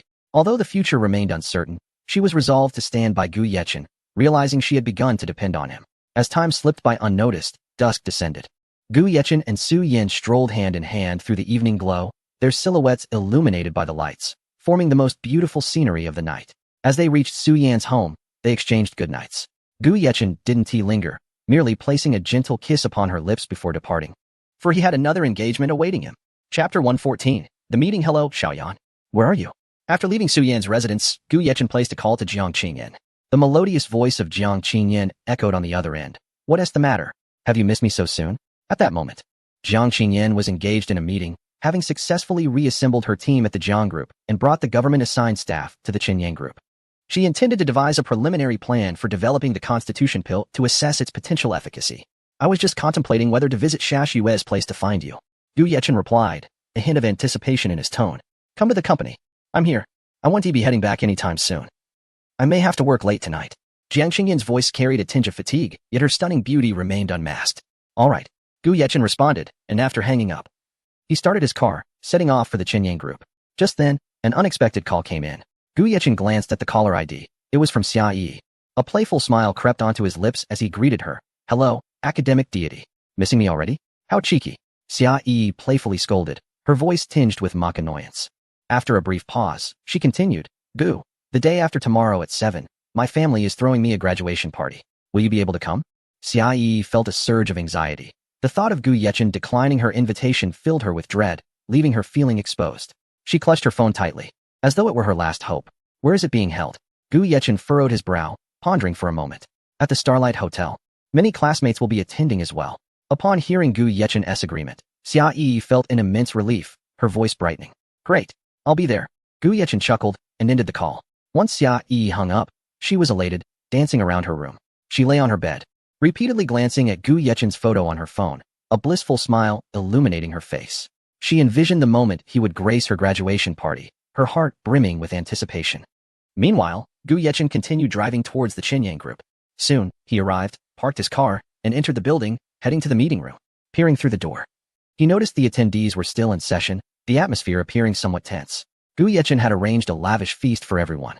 Gently pushing open the door, he stepped inside. The eyes of the government-appointed researchers immediately fell upon him, and Jiang Qingyan looked up, her face lighting up with surprise. Still at work? Gu Yechen inquired, bemused at the sight of the gathering. Mr. Gu, we are discussing the development plan for the Constitution Pill. Several details still need to be finalized.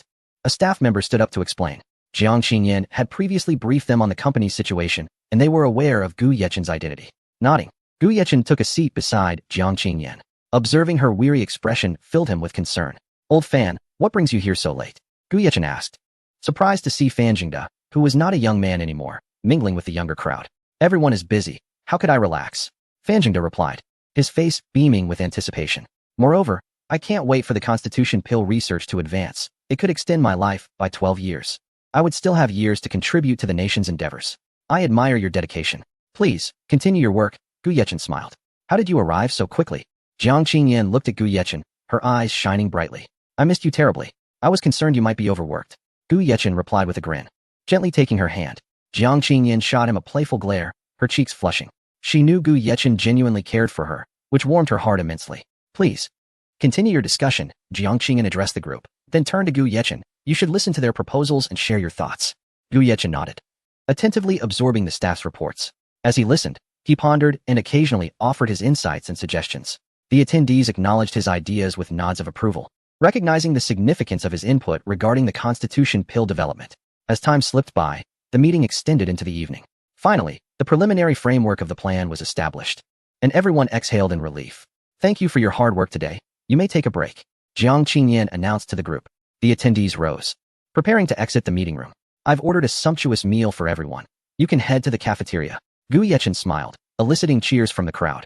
Delighted at the prospect of a feast, Gu Yechen and Jiang Qingyan exited the meeting room together, making their way to her office.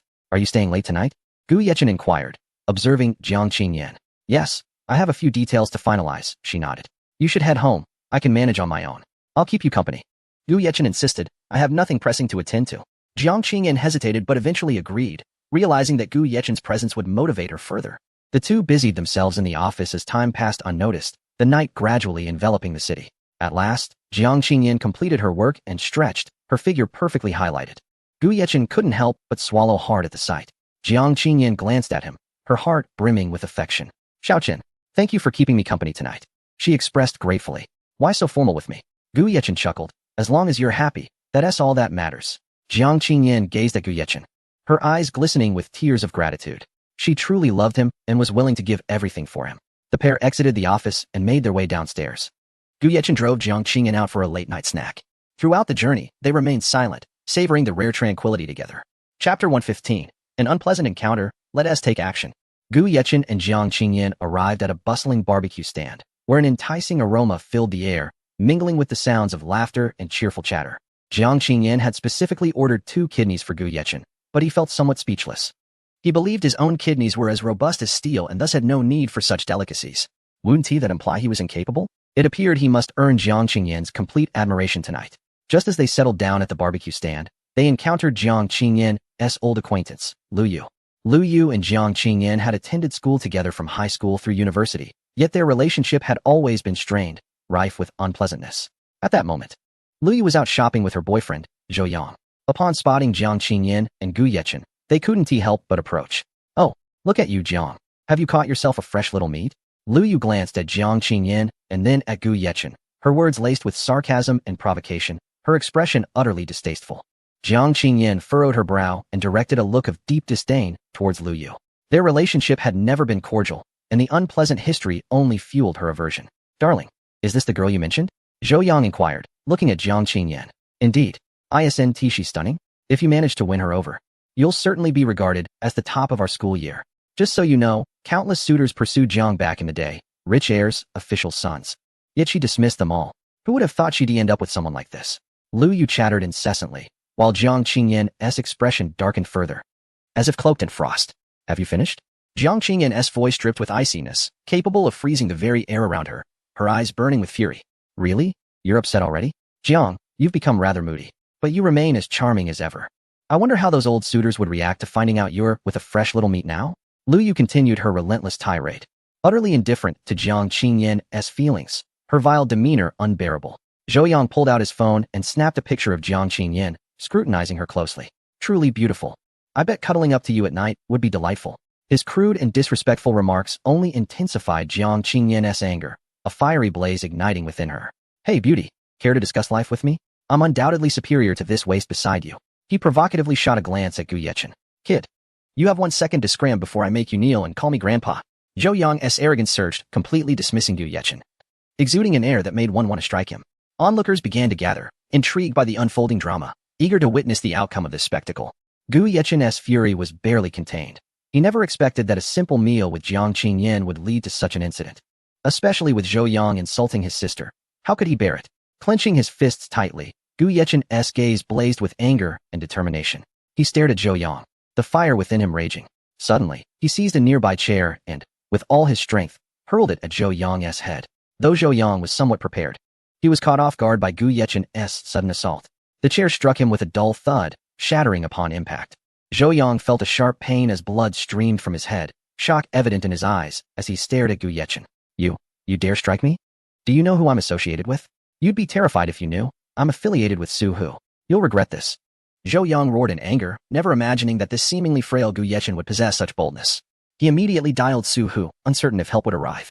Lu Yu was equally stunned by the sudden turn of events, unable to comprehend how the situation escalated so drastically. She looked at Gu Yechen in terror, unsure of how to react. Kid, you better wait here. Let us see if my people don't come and deal with you. Zhou Yang glared at Gu Yechen, clutching his wounded head, having exaggeratedly painted Gu Yechen as a villain to Su Hu, inciting his wrath. Standing firm, Gu Yechen regarded Zhou Yang and Lu Yu with a steely gaze, devoid of fear. He knew he must defend Jiang Qingyan's honor today, and wouldn't he allow these two to continue their brazen antics. Speak. Why the silence now?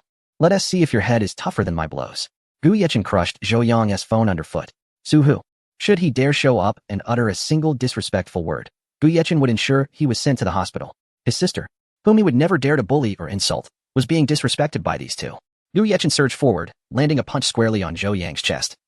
The sound of cracking ribs echoing as Zhou Yang staggered back, blood spilling from his lips. Seeing this, Jiang Qingyan quickly intervened. Realizing Gu Yechen's newfound strength could lead to dire consequences, she was reluctant to see him imprisoned for defending her. Listen up, you two. Apologize to Qingyan and ensure I never see you again. If I do, I'll make it my mission to confront you each time. Gu Yechen's voice thundered across the barbecue stand, commanding attention and respect. Jiang Qingyan was deeply moved by Gu Yechen's bravery. She never anticipated he would stand up for her so fiercely. Gripping his hand tightly, tears of gratitude shimmered in her eyes.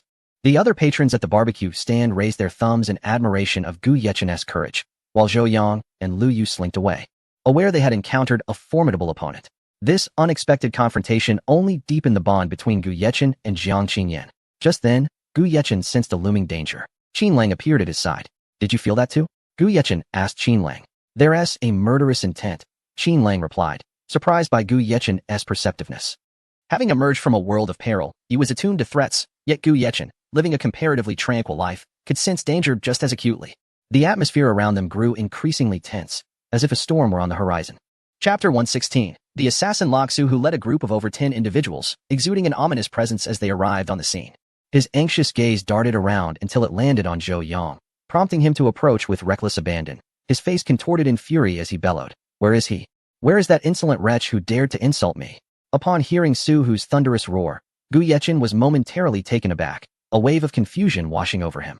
When had he ever spoken a word that could be construed as an insult to Su Hu? It dawned on him that the situation had likely been blown out of proportion. Zhou Yang slowly rose to his feet, pointing a finger at Gu Yechen with a sinister grin spreading across his face, declaring, "Brother Hu, it's him." With that, he revealed a chilling smile. "You're finished this time. You dare to disrespect Brother Hu." At that moment, Jiang Qingyan's expression grew increasingly tense as she clutched Gu Yechen's hand tightly, her grip unconsciously tightening. Gu Yechen could feel her rising anxiety and quickly grasped her hand in return, attempting to offer her a semblance of comfort. "Don't be afraid, it's nothing." Gu Yechen gazed deeply into Jiang Qingyan's eyes, his own filled with unwavering resolve, which offered her a flicker of solace, easing her fears slightly. Standing to the side, Qin Lang observed the escalating tension with a hint of surprise on his face. Why is it this guy again? Su Hu suddenly swung around, his expression ferocious. But when his eyes fell upon Gu Yechen, he was momentarily frozen, as if struck by a spell. He could hardly believe that the person standing before him was Gu Yechen. With hurried steps, he approached Gu Yechen, his face lighting up with excitement. "Brother Gu, what a surprise to see you here. This is truly unexpected. Is he one of yours?" Gu Yechen inquired, pointing at Zhou Yang, his tone demanding an answer. "Not really. He's just a recent recruit in the Flying Dragon gang, assigned to me, and he's been quite the headache." Su Hu sighed, exuding an air of exasperation. "Brother Hu, that little punk just insulted you. You must teach him a lesson." Zhou Yang, still oblivious to the shifting dynamics, continued to stoke the flames with his incessant chatter. He became increasingly animated, yet Su Hu's expression darkened further, while Zhou Yang remained blissfully unaware. Su Hu's demeanor shifted abruptly as he cast a piercing glare at Zhou Yang, raising his hand to deliver a resounding slap. "Who the hell do you think you are, speaking nonsense in front of Mr. Gu?" Zhou Yang was taken aback by the sudden blow, utterly confused as to why he, who had come to cause trouble, was now the one being struck. "How much of what you just told me was the truth?" Su Hu's icy gaze bore into Zhou Yang, causing him to tremble under the scrutiny, his words becoming hesitant. "How dare you deceive me?"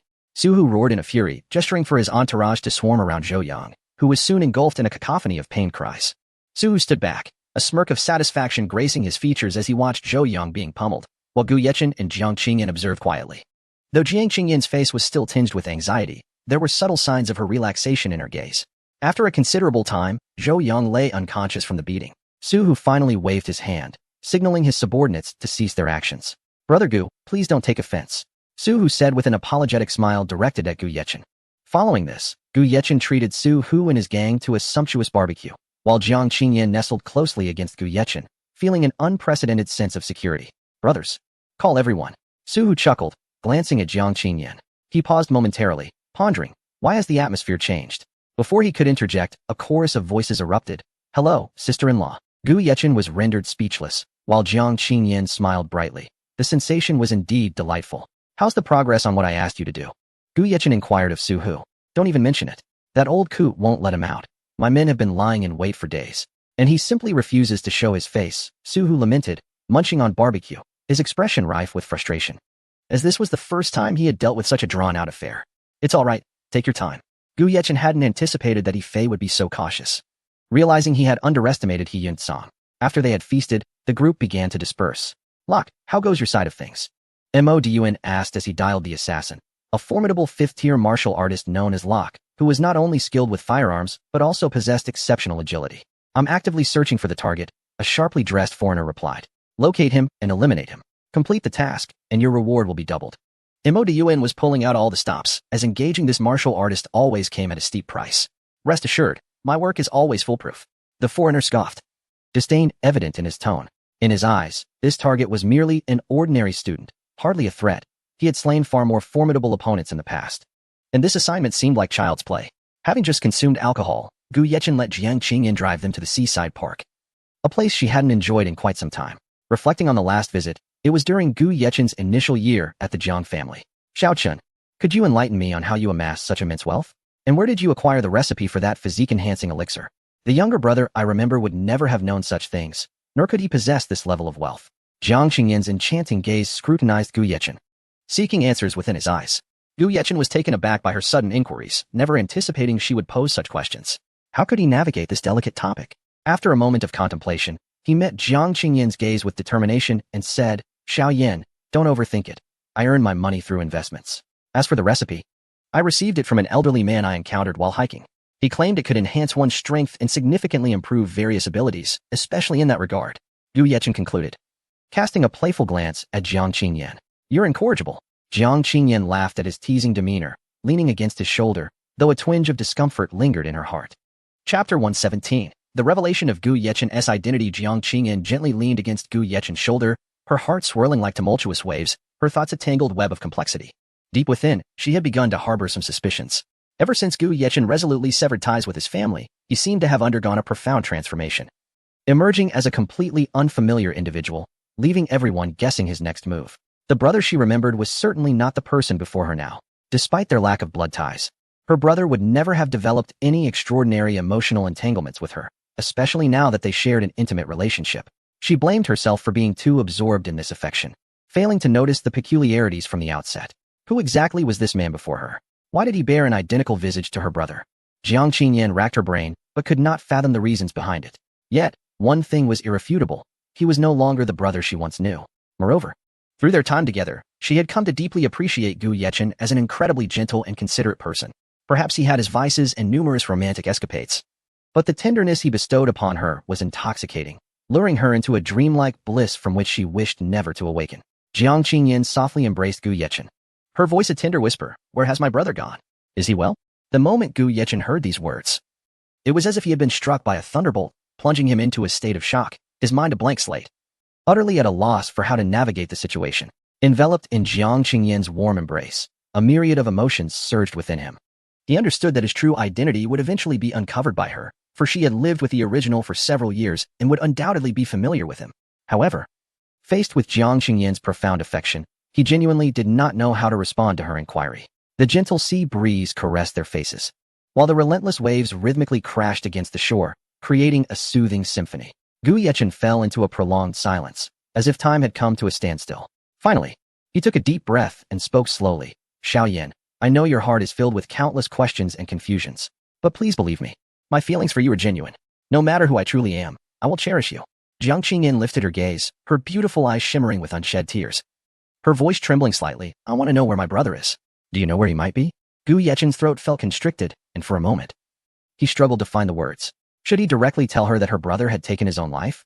He slowly reached out, gently wiping away the tears at the corners of Jiang Qingyan's eyes. Xiao Yan, it's all right, just tell me, she urged, resting her head against his chest. At that moment, she found herself engulfed in confusion, unable to discern whether her affections lay with Gu Yechen or her brother. Gu Yechen's tenderness was undeniably captivating, leading her to inadvertently develop a profound reliance on him. In truth, your brother has passed away. I come from another place. Ultimately, Gu Yechen resolved to reveal the truth, for he recognized that Jiang Qingyan was astute enough to see through his facade, and he could not bear to keep her in the dark for long, unless he resorted to the system to erase her memories, which would be profoundly unfair to her. Though Jiang Qingyan had subconsciously prepared herself, upon hearing this dreadful news, tears streamed uncontrollably down her face like pearls slipping from a broken string. How did he die? Her voice quivered, reminiscent of leaves drifting in the wind. The tremendous pressure he had endured over time, the lack of trust from family, and the heartbreak of losing his beloved girlfriend to Jiang Ziwa ultimately became unbearable, leading him to choose the path of suicide. As Gu Yechen spoke, he tightened his embrace around Jiang Qingyan, attempting to provide her with warmth and solace. But he had me and his classmates. How could he choose such a finality? Jiang Qingyan sobbed in Gu Yechen's arms, her cries echoing like a heart-wrenching lament that could pierce the heavens. Gu Yechen gently patted her back, striving to soothe her turbulent emotions. His gaze brimmed with compassion and helplessness, determined to help Jiang Qingyan rediscover hope and joy in life. Amidst the sea breeze, the two held each other tightly, Jiang Qingyan's cries resonating against the vast coastal expanse. The dim light of the evening cast elongated shadows of their figures, creating a poignant scene. After an extended period, Jiang Qingyan and Apos' sobs gradually subsided. She lifted her head, her swollen eyes searching Gu Yechen and Apos', her voice hoarse. Then why are you here? Gu Yechen paused momentarily, then replied, I'm not entirely sure. This place is not my original world. Perhaps it's fate that has brought me here to meet you. Jiang Qingyan fell silent for a moment before slowly asking, will you leave me? Jiang Qingyan's gaze held a flicker of despair as she stared at Gu Yechen, unsure of what she would do if he were to depart. Gu Yechen grasped her hand firmly, his tone resolute. Do not fear, Xiaoyan. I will be here for you. We will face everything together. Jiang Qingyan nodded slightly, yet her eyes remained clouded with uncertainty and sorrow. As the night breeze turned colder, Gu Yechen removed his coat and draped it over Jiang Qingyan and Apos' shoulders. Let us return, he said softly. Jiang Qingyan remained silent, simply following Gu Yechen as they walked away from the shore, step by step. Gu Yechen had expended a considerable fortune to rid himself of the alcohol, for he knew he could not drive otherwise. On their way, a black Mercedes G-Wagon suddenly appeared behind them, trailing Gu Yechen's vehicle. His heightened senses detected the presence immediately. However, he instructed Qin Lang to leave first to avoid confrontation. Jiang Qingyan noticed the change in Gu Yechen's demeanor and glanced in the rearview mirror to see the car following closely behind. Gu Yechen accelerated. And at that moment, Chapter 118. Qin Lang arrives just in time to join the battle at that moment. A sleek and imposing black Mercedes-Benz G-Class suddenly accelerated, resembling a fierce beast that clung tightly to the rear of Gu Yechen's vehicle, showing no signs of relenting. Gu Yechen's deep-set eyes sharpened instantly as his long, powerful fingers deftly maneuvered the steering wheel, weaving through the dense traffic. However, the heavy congestion offered him no opportunity to evade his pursuer. A sense of inexplicable tension welled up within Jiang Qingyan, her slender fingers gripping the armrest of the car as her beautiful eyes remained fixed on the rearview mirror, filled with anxiety and concern. As Gu Yechen focused intently on driving, he remained acutely aware of the road conditions, leaving no stone unturned in his quest to escape the relentless chase. Thus, a fierce competition unfolded on the highway, with Gu Yechen resolutely flooring the accelerator, propelling the vehicle forward with astonishing speed, successfully leaving the black Mercedes far behind. But who could have anticipated that, at this critical juncture, a white Mercedes would brazenly block his path, effectively halting his progress? Observing this, Gu Yechen made a swift decision, turning the car sharply and pressing the gas pedal once more, intending to seize the opportunity to flee. Yet, unexpectedly, the black Mercedes surged forward with remarkable speed, executing a daring maneuver to intercept Gu Yechen's vehicle. At that moment, even with his exceptional driving skills, Gu Yechen found himself ensnared in a predicament, as both front and rear were effectively trapped, rendering escape nearly impossible. Turning to Jiang Qingyan beside him, he gently pressed his lips against her exquisite mouth, licking his lips afterwards, and offered a reassuring smile. With tenderness and determination, he said, Darling, stay in the car. No matter what happens next, do not get out. No sooner had he spoken than he decisively opened the car door and stepped out with unwavering resolve. There were only two individuals blocking Gu Yechen's path, both of whom were surprisingly foreign. Who are you? What is the meaning of this? Gu Yechen's gaze pierced through the two foreigners, his tone laced with inquiry. He was aware that despite his physical prowess nearing the level of 120, he still felt somewhat inadequate when faced with a true martial artist. Against opponents of the same rank, he might stand a chance, but against those of superior skill, victory seemed a distant hope. You must be Gu Yechen, right? The bald assassin known as Locke scrutinized Gu Yechen with a condescending gaze, revealing a hint of disdain. To him, Gu Yechen appeared merely as an overly youthful student, making it hard to fathom why Mo Duan would send someone so seemingly inexperienced to eliminate a target. My name is Gu Chun, not Gu Yechen. Have you mistaken me for someone else? Gu Yechen's face was a picture of astonishment, pondering how his name could possibly be connected to Gu Yechen. Enough with the charade. I have your photograph. My earlier inquiry was merely a formality, Locke interrupted, exposing Gu Yechen's pretense without hesitation. With a resigned smile, Gu Yechen thought to himself, You already know who I am, so why ask? His voice carried a hint of irony as he remarked, "It seems I won't be leaving today, will I?" "Indeed. Few have managed to escape from us." Locke's eyes glinted with a chilling intensity, causing Gu Yechen to momentarily falter. "Martial artists? And judging by this aura, their level is not low. How could I possibly contend with them?" Gu Yechen mused internally, beads of perspiration forming on his forehead. "Are you ready to die?" Locke asked, a cruel smile curling his lips as he gazed at Gu Yechen. Meanwhile, Qin Lang was hurrying to the scene with great urgency. Gu Yechen had already sent him a message from the car, continuously updating his location. Just as Locke finished speaking, he lunged at Gu Yechen like an arrow released from a bow, viewing him as inconsequential, already envisioning himself completing the mission and collecting his payment. Gu Yechen instantly felt an overwhelming force surging toward him, an invisible pressure quickening his breath. His heart raced, and his mind raced to devise a strategy. He understood he faced an unprecedented crisis, yet he could not yield nor simply wait for his fate. His gaze hardened with determination as he clenched his fists, ready to confront this life-and-death struggle. For behind him stood Jiang Qingyan, his woman. He could only fight.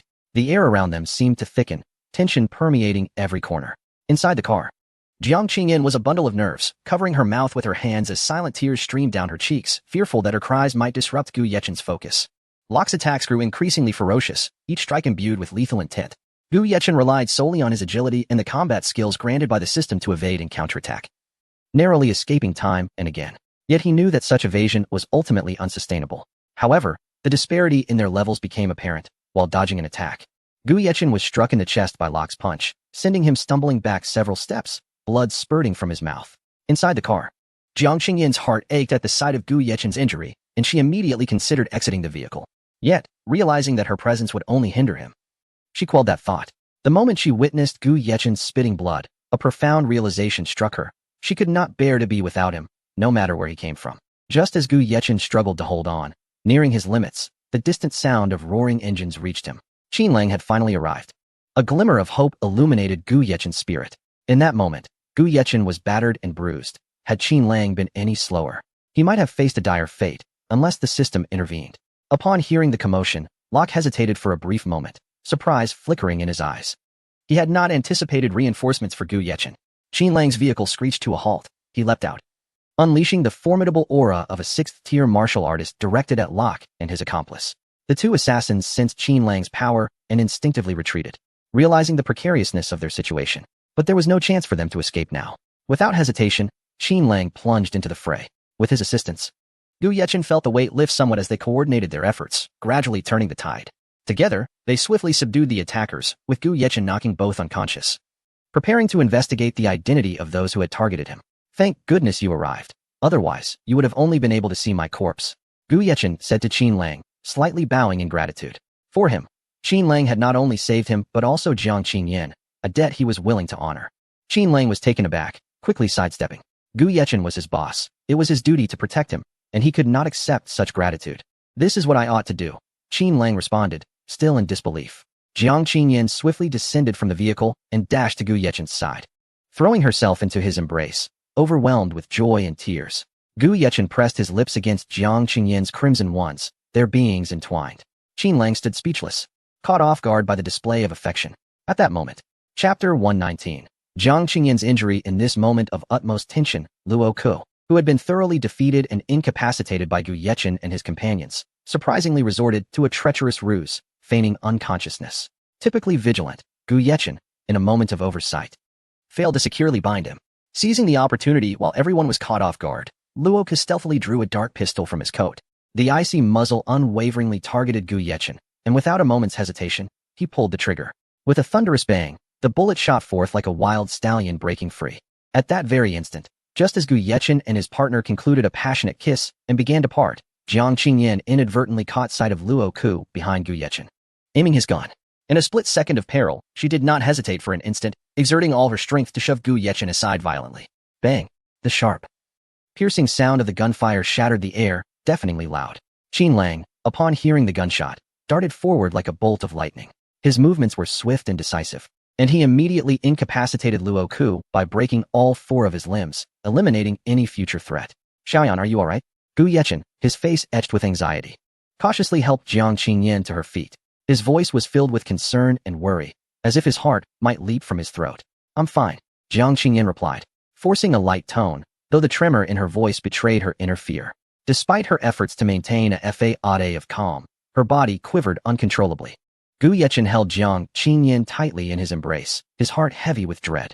Had she not risked her life to save him, the consequences would have been unimaginable. He could scarcely fathom the life-and-death crisis he would have faced.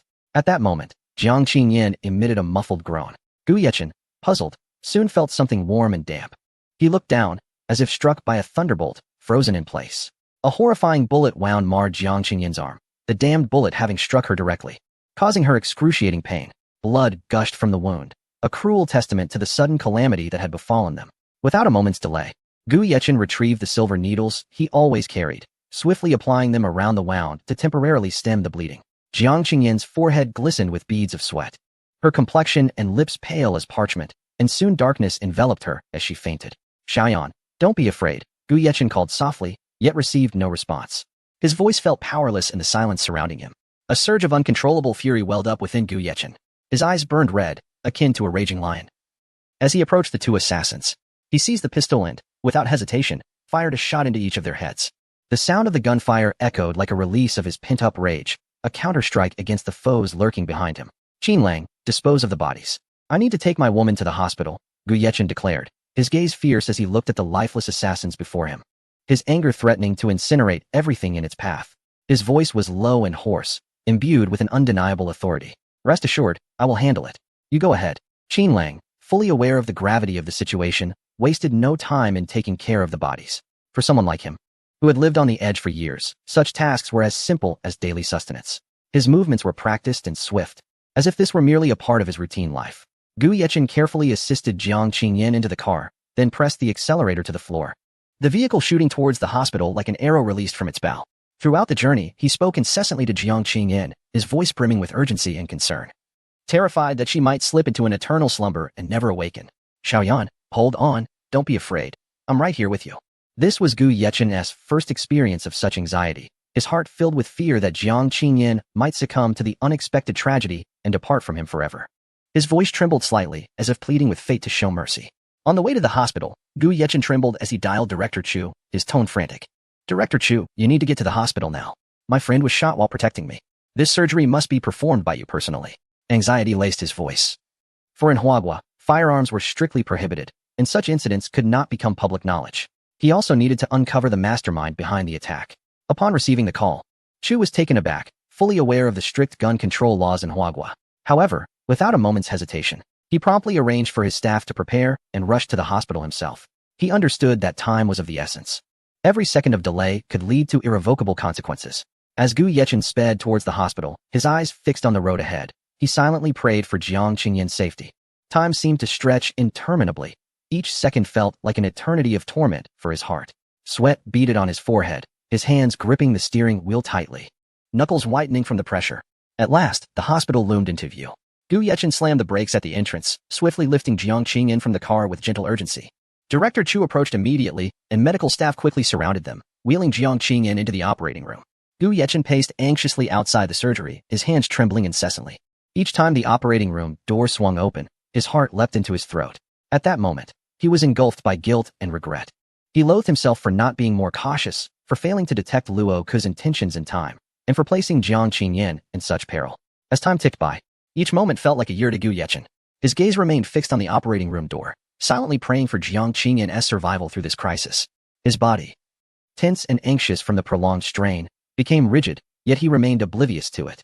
After what felt like an eternity, the operating room door finally creaked open. Gu Yechen rushed forward, urgently inquiring, "Director Chu, how is she?" His voice quivered slightly, eyes filled with trepidation. Chu removed his mask, fatigue etched on his face. The surgery was successful, but the patient needs to be monitored for a few days. Upon hearing this, Gu Yechen felt a weight lift from his heart, albeit slightly. He entered the ward, gazing at Jiang Qingyan, pale and resting on the bed, and gently took her hand, whispering softly in her ear, "Xiaoyan, you must recover swiftly." His tone was tender yet resolute. Ning Qianxue, upon learning of Jiang Qingyan's injury, rushed to the hospital. Seeing Jiang Qingyan's pale countenance in the bed, her heart ached instantaneously. In that moment, she felt as if she could sense the pain and terror Jiang Qingyan had endured. Ning Qianxue glanced at Gu Yechen, wanting to say something, but upon witnessing his unwavering vigil at Jiang Qingyan's bedside, nurturing her with utmost care, the words caught in her throat. She refrained from admonishing Gu Yechen. knowing that Jiang Qingyan held far greater significance to her. Jiang Qingyan was her true love, while Gu Yechen was merely a tool to satisfy her physical needs. Shuer, please look after Xiaoyan. I need to step out for a call. Gu Yechen stood, his gaze fierce. This left Ning Qianxue momentarily stunned, and she nodded blankly. She understood that at this moment, Gu Yechen's heart was brimming with anger, and she found herself at a loss for how to console him. Chapter 120. Preparing to strike against the MO group, Gu Yechen took a deep breath, striving to calm the tumult within him. He then retrieved his phone and dialed the number of Provincial Secretary Wang Yun. His tone was grave and urgent as he detailed the perilous situation he and Jiang Qingyan had encountered. At that moment, Wang Yun was leisurely seated in his study, immersed in the world of books, relishing a rare moment of tranquility. However, when Gu Yechen's call abruptly rang, it jolted him as if struck by lightning, propelling him from his seat. The formidable aura he exuded, imbued with an innate authority, surged forth like a tsunami, seemingly capable of sweeping away any obstacles in its path. After hanging up, a torrent of fury surged within Wang Yun, akin to a relentless tide, as he pondered who possessed such audacity to target a prodigy of Huagua. His brows furrowed deeply, his expression dark as a storm on the horizon. He reached for the black telephone beside him and decisively called Feng Tianlong. "Hello, old Feng." On the other end, Feng Tianlong was engrossed in the news and was momentarily taken aback by Wang Yun's call. "Old Wang, why are you calling so late? Is there an urgent matter?" Gu Yechen has been attacked, and the assailants were armed. Ms. Jiang Qingyan was injured while trying to protect him. Immediately dispatch a capable female soldier to safeguard Ms. Jiang, who is the vice chairman of Gu Yechen's company. We cannot afford any mishaps. Wang Yun's voice was urgent and solemn, each word laden with the weight of his profound concern. Feng Tianlong, upon hearing the news, was instantly incensed, unleashing a barrage of curses. "These lawless scoundrels are utterly outrageous. Should we send someone to protect Gu Xiaoyu?" Feng Tianlong slightly calmed his agitation and inquired hastily. "No need. He may have his own matters to attend to, and our presence might only hinder him, so we will refrain for now." After careful consideration, Wang Yun concluded that Gu Yechen should be granted ample space and freedom, ensuring he does not feel constrained. Once Gu Yechen ended the call, Qin Lang returned after wrapping up his affairs. "Do you have a cigarette?" Gu Yechen's gaze darkened as he fixed his eyes on Qin Lang. Although he typically abstained from smoking, his mind was currently a chaotic tangle, akin to a mess of threads without an end. Without hesitation, Qin Lang swiftly handed him a pack of red cigarettes, which he considered the finest and his personal favorite. Gu Yechen accepted the cigarette, his hands trembling slightly as he struggled to light one. He slowly paced to the window, his gaze solemnly fixed on the moonlight that poured in like silver. The moonlight bathed his face, reflecting his somber and grave expression, shrouded in a thick veil of gloom. "System, who orchestrated this operation?" Gu Yechen silently inquired, harboring a vague suspicion that the Mo family was behind it, yet he yearned for clarity. "Would you like to use 1 billion to obtain a surveillance video?" The system's cold prompt resonated abruptly in Gu Yechen's mind. "Such a cunning merchant," he muttered, pressing his forehead in exasperation. Despite his immense reluctance, he gritted his teeth and resolved to spend 1 billion to acquire the video, seeking the truth. The video clearly depicted Mo de Yun making a call to Locke, with every word of their conversation meticulously recorded, as vivid as if captured live on a mobile device without missing a beat. "I had hoped to let you linger a bit longer, but it seems you are too eager to court your own demise." Gu Yechen's gaze darkened, simmering with an intensity that could ignite flames, akin to a volcano on the brink of eruption. Qin Lang handed Gu Yechen a phone. This was found on lock. Perhaps it contained something useful. Gu Yechen felt a surge of admiration for Qin Lang's keen insight and thoroughness. Truth be told, he had been too engulfed in chaos to consider such a detail. Taking the phone, Gu Yechen discovered it was password protected, yet for someone of his hacking prowess, it posed no challenge. In an instant, he successfully bypassed the lock. Gu Yechen meticulously examined the contents, his sharp gaze scanning for any potentially valuable clues. The information within the phone was a jumble of call logs, seemingly cryptic messages, and perplexing photographs. His fingers glided swiftly across the screen, his mind a high-speed machine, analyzing the hidden implications behind each piece of data. Suddenly, his eyes narrowed at a particular message, its brevity prompting him to squint slightly. "It seems the situation has become simpler," he murmured, furrowing his brow as he delved into profound contemplation. Outside the corridor lay an atmosphere so oppressive it felt almost suffocating. As Qin Lang stood silently at a distance, hesitant to disturb Gu Yechen's thoughts, the moonlight remained bright as water outside. Yet it failed to illuminate the darkened corners of Gu Yechen's heart, shrouded in heavy gloom. After a lengthy pause, Gu Yechen exhaled deeply as if arriving at a crucial decision. He lifted his head to look at Qin Lang, determination and fervor igniting in his gaze once more. "Qin Lang, I am prepared to take the initiative, to strike directly at the MO group and make them pay dearly for their transgressions." Gu Yechen's voice was deep and powerful, imbued with an unwavering resolve. Qin Lang nodded firmly, unhesitatingly responding, "I will follow your lead." Gu Yecheng entered the hospital room, where Jiang Qingyan lay still, unconscious. The sight pierced his heart, knowing she had been injured while protecting him. Ning Qianxue stood beside him, momentarily at a loss for words to comfort him. She poured him a glass of water, gently saying, "Xiaoyan will be fine. Try not to worry too much. If she wakes up and sees you like this, it will only cause her distress." Ning Qianxue's concerned gaze met Gu Yecheng's as she extended the water toward him.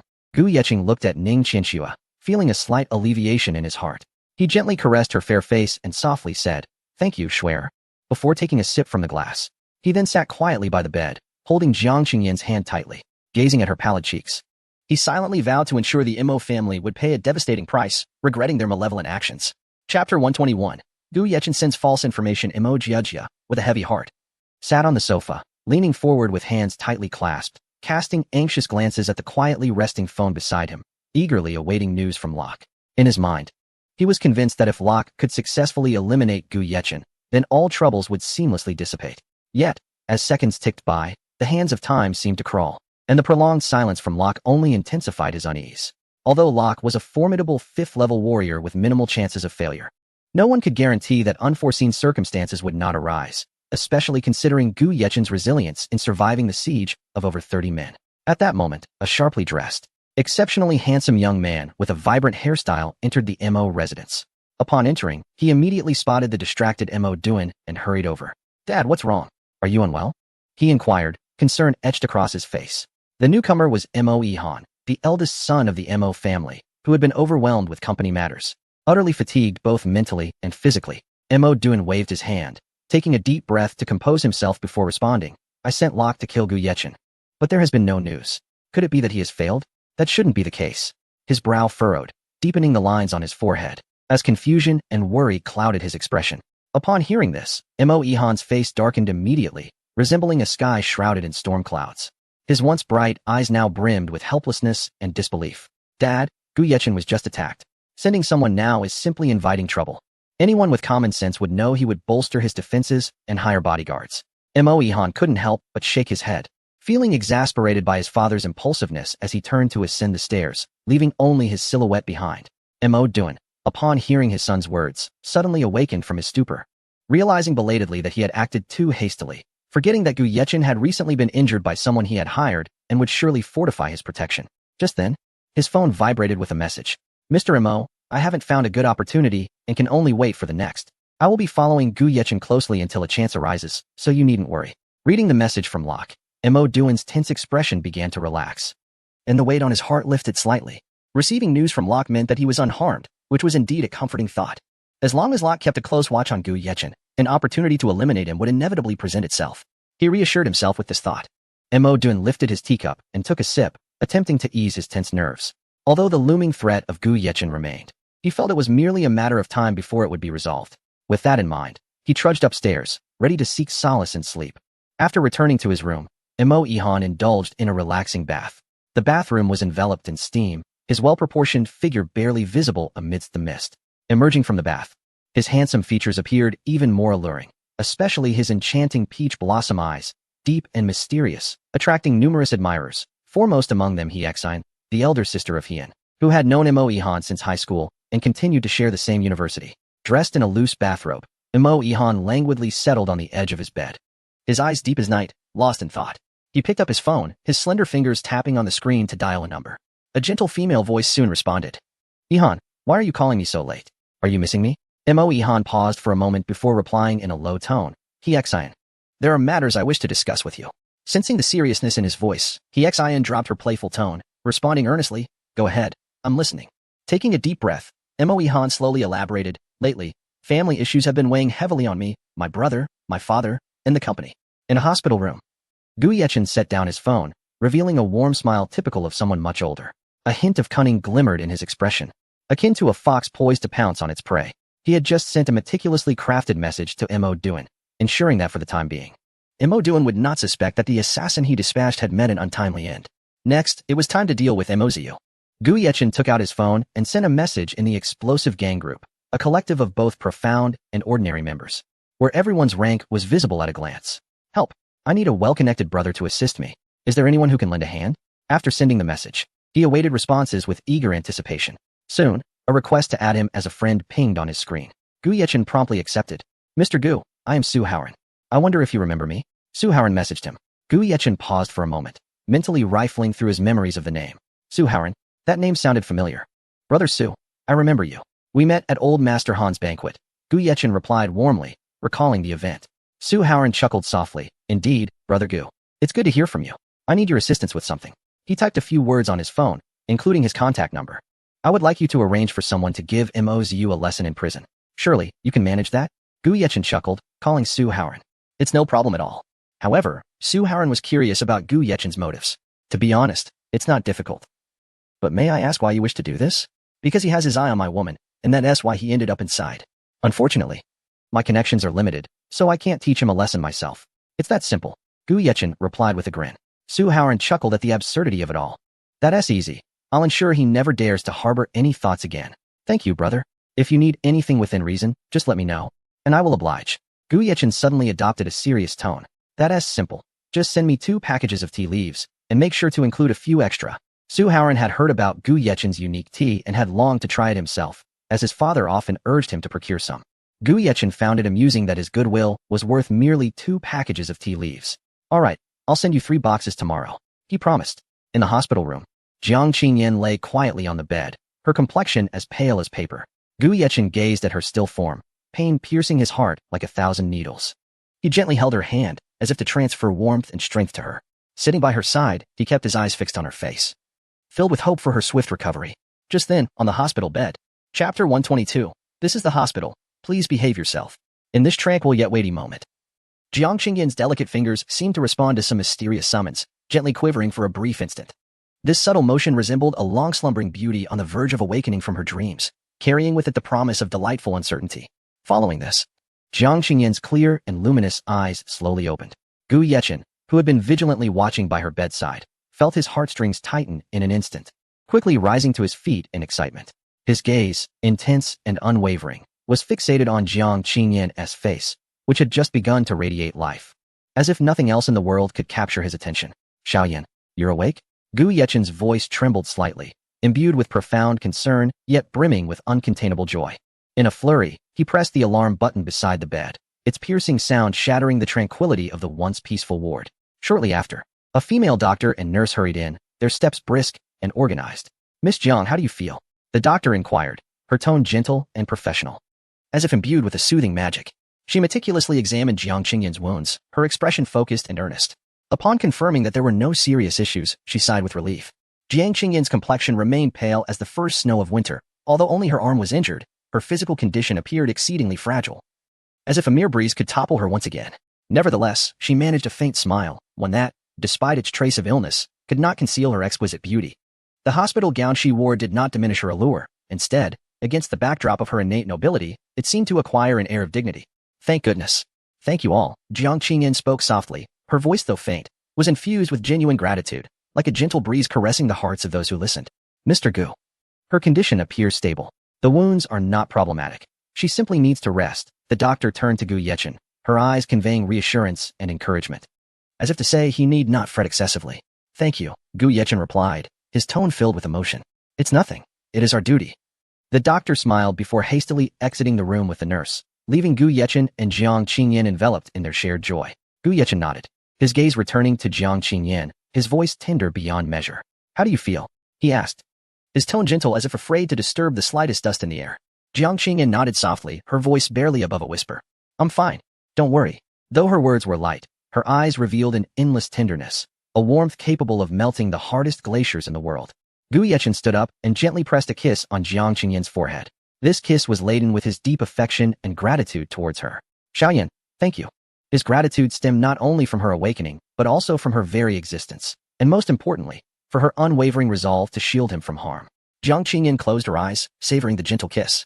Although she was injured, her heart brimmed with sweetness. To her, Gu Yechen was like a beacon in the darkness, illuminating her path forward. Despite coming from another realm, he provided her with an unprecedented sense of security and warmth, a feeling that captivated her so profoundly that she could not hesitate to take a bullet for him. You nearly frightened me to death. If anything had happened to you, I wouldn't know what to do. Gu Yechen's eyes reflected a hint of hurt. Though he had known many women, each had held significance in his life. Jiang Qingyan's heart quivered slightly. She had never witnessed such vulnerability in Gu Yechen's gaze. He had always been confident and radiant, as if no challenge in the world could ever bring him down. Yet now, she glimpsed this fragile side of him, one that evoked deeper compassion and reinforced her determination to stay by his side. She reached out, gently caressing Gu Yechen's cheek with her hand. Her fingers glided softly across his skin, as if conveying boundless love. He was her man. Even if he had other women, Jiang Qingyan's love for him remained unwavering. Simply because Gu Yechen was Gu Yechen, his existence was the most beautiful surprise in her life. Gu Yechen took Jiang Qingyan's small hand, placing it against his cheek. Absorbing her warmth,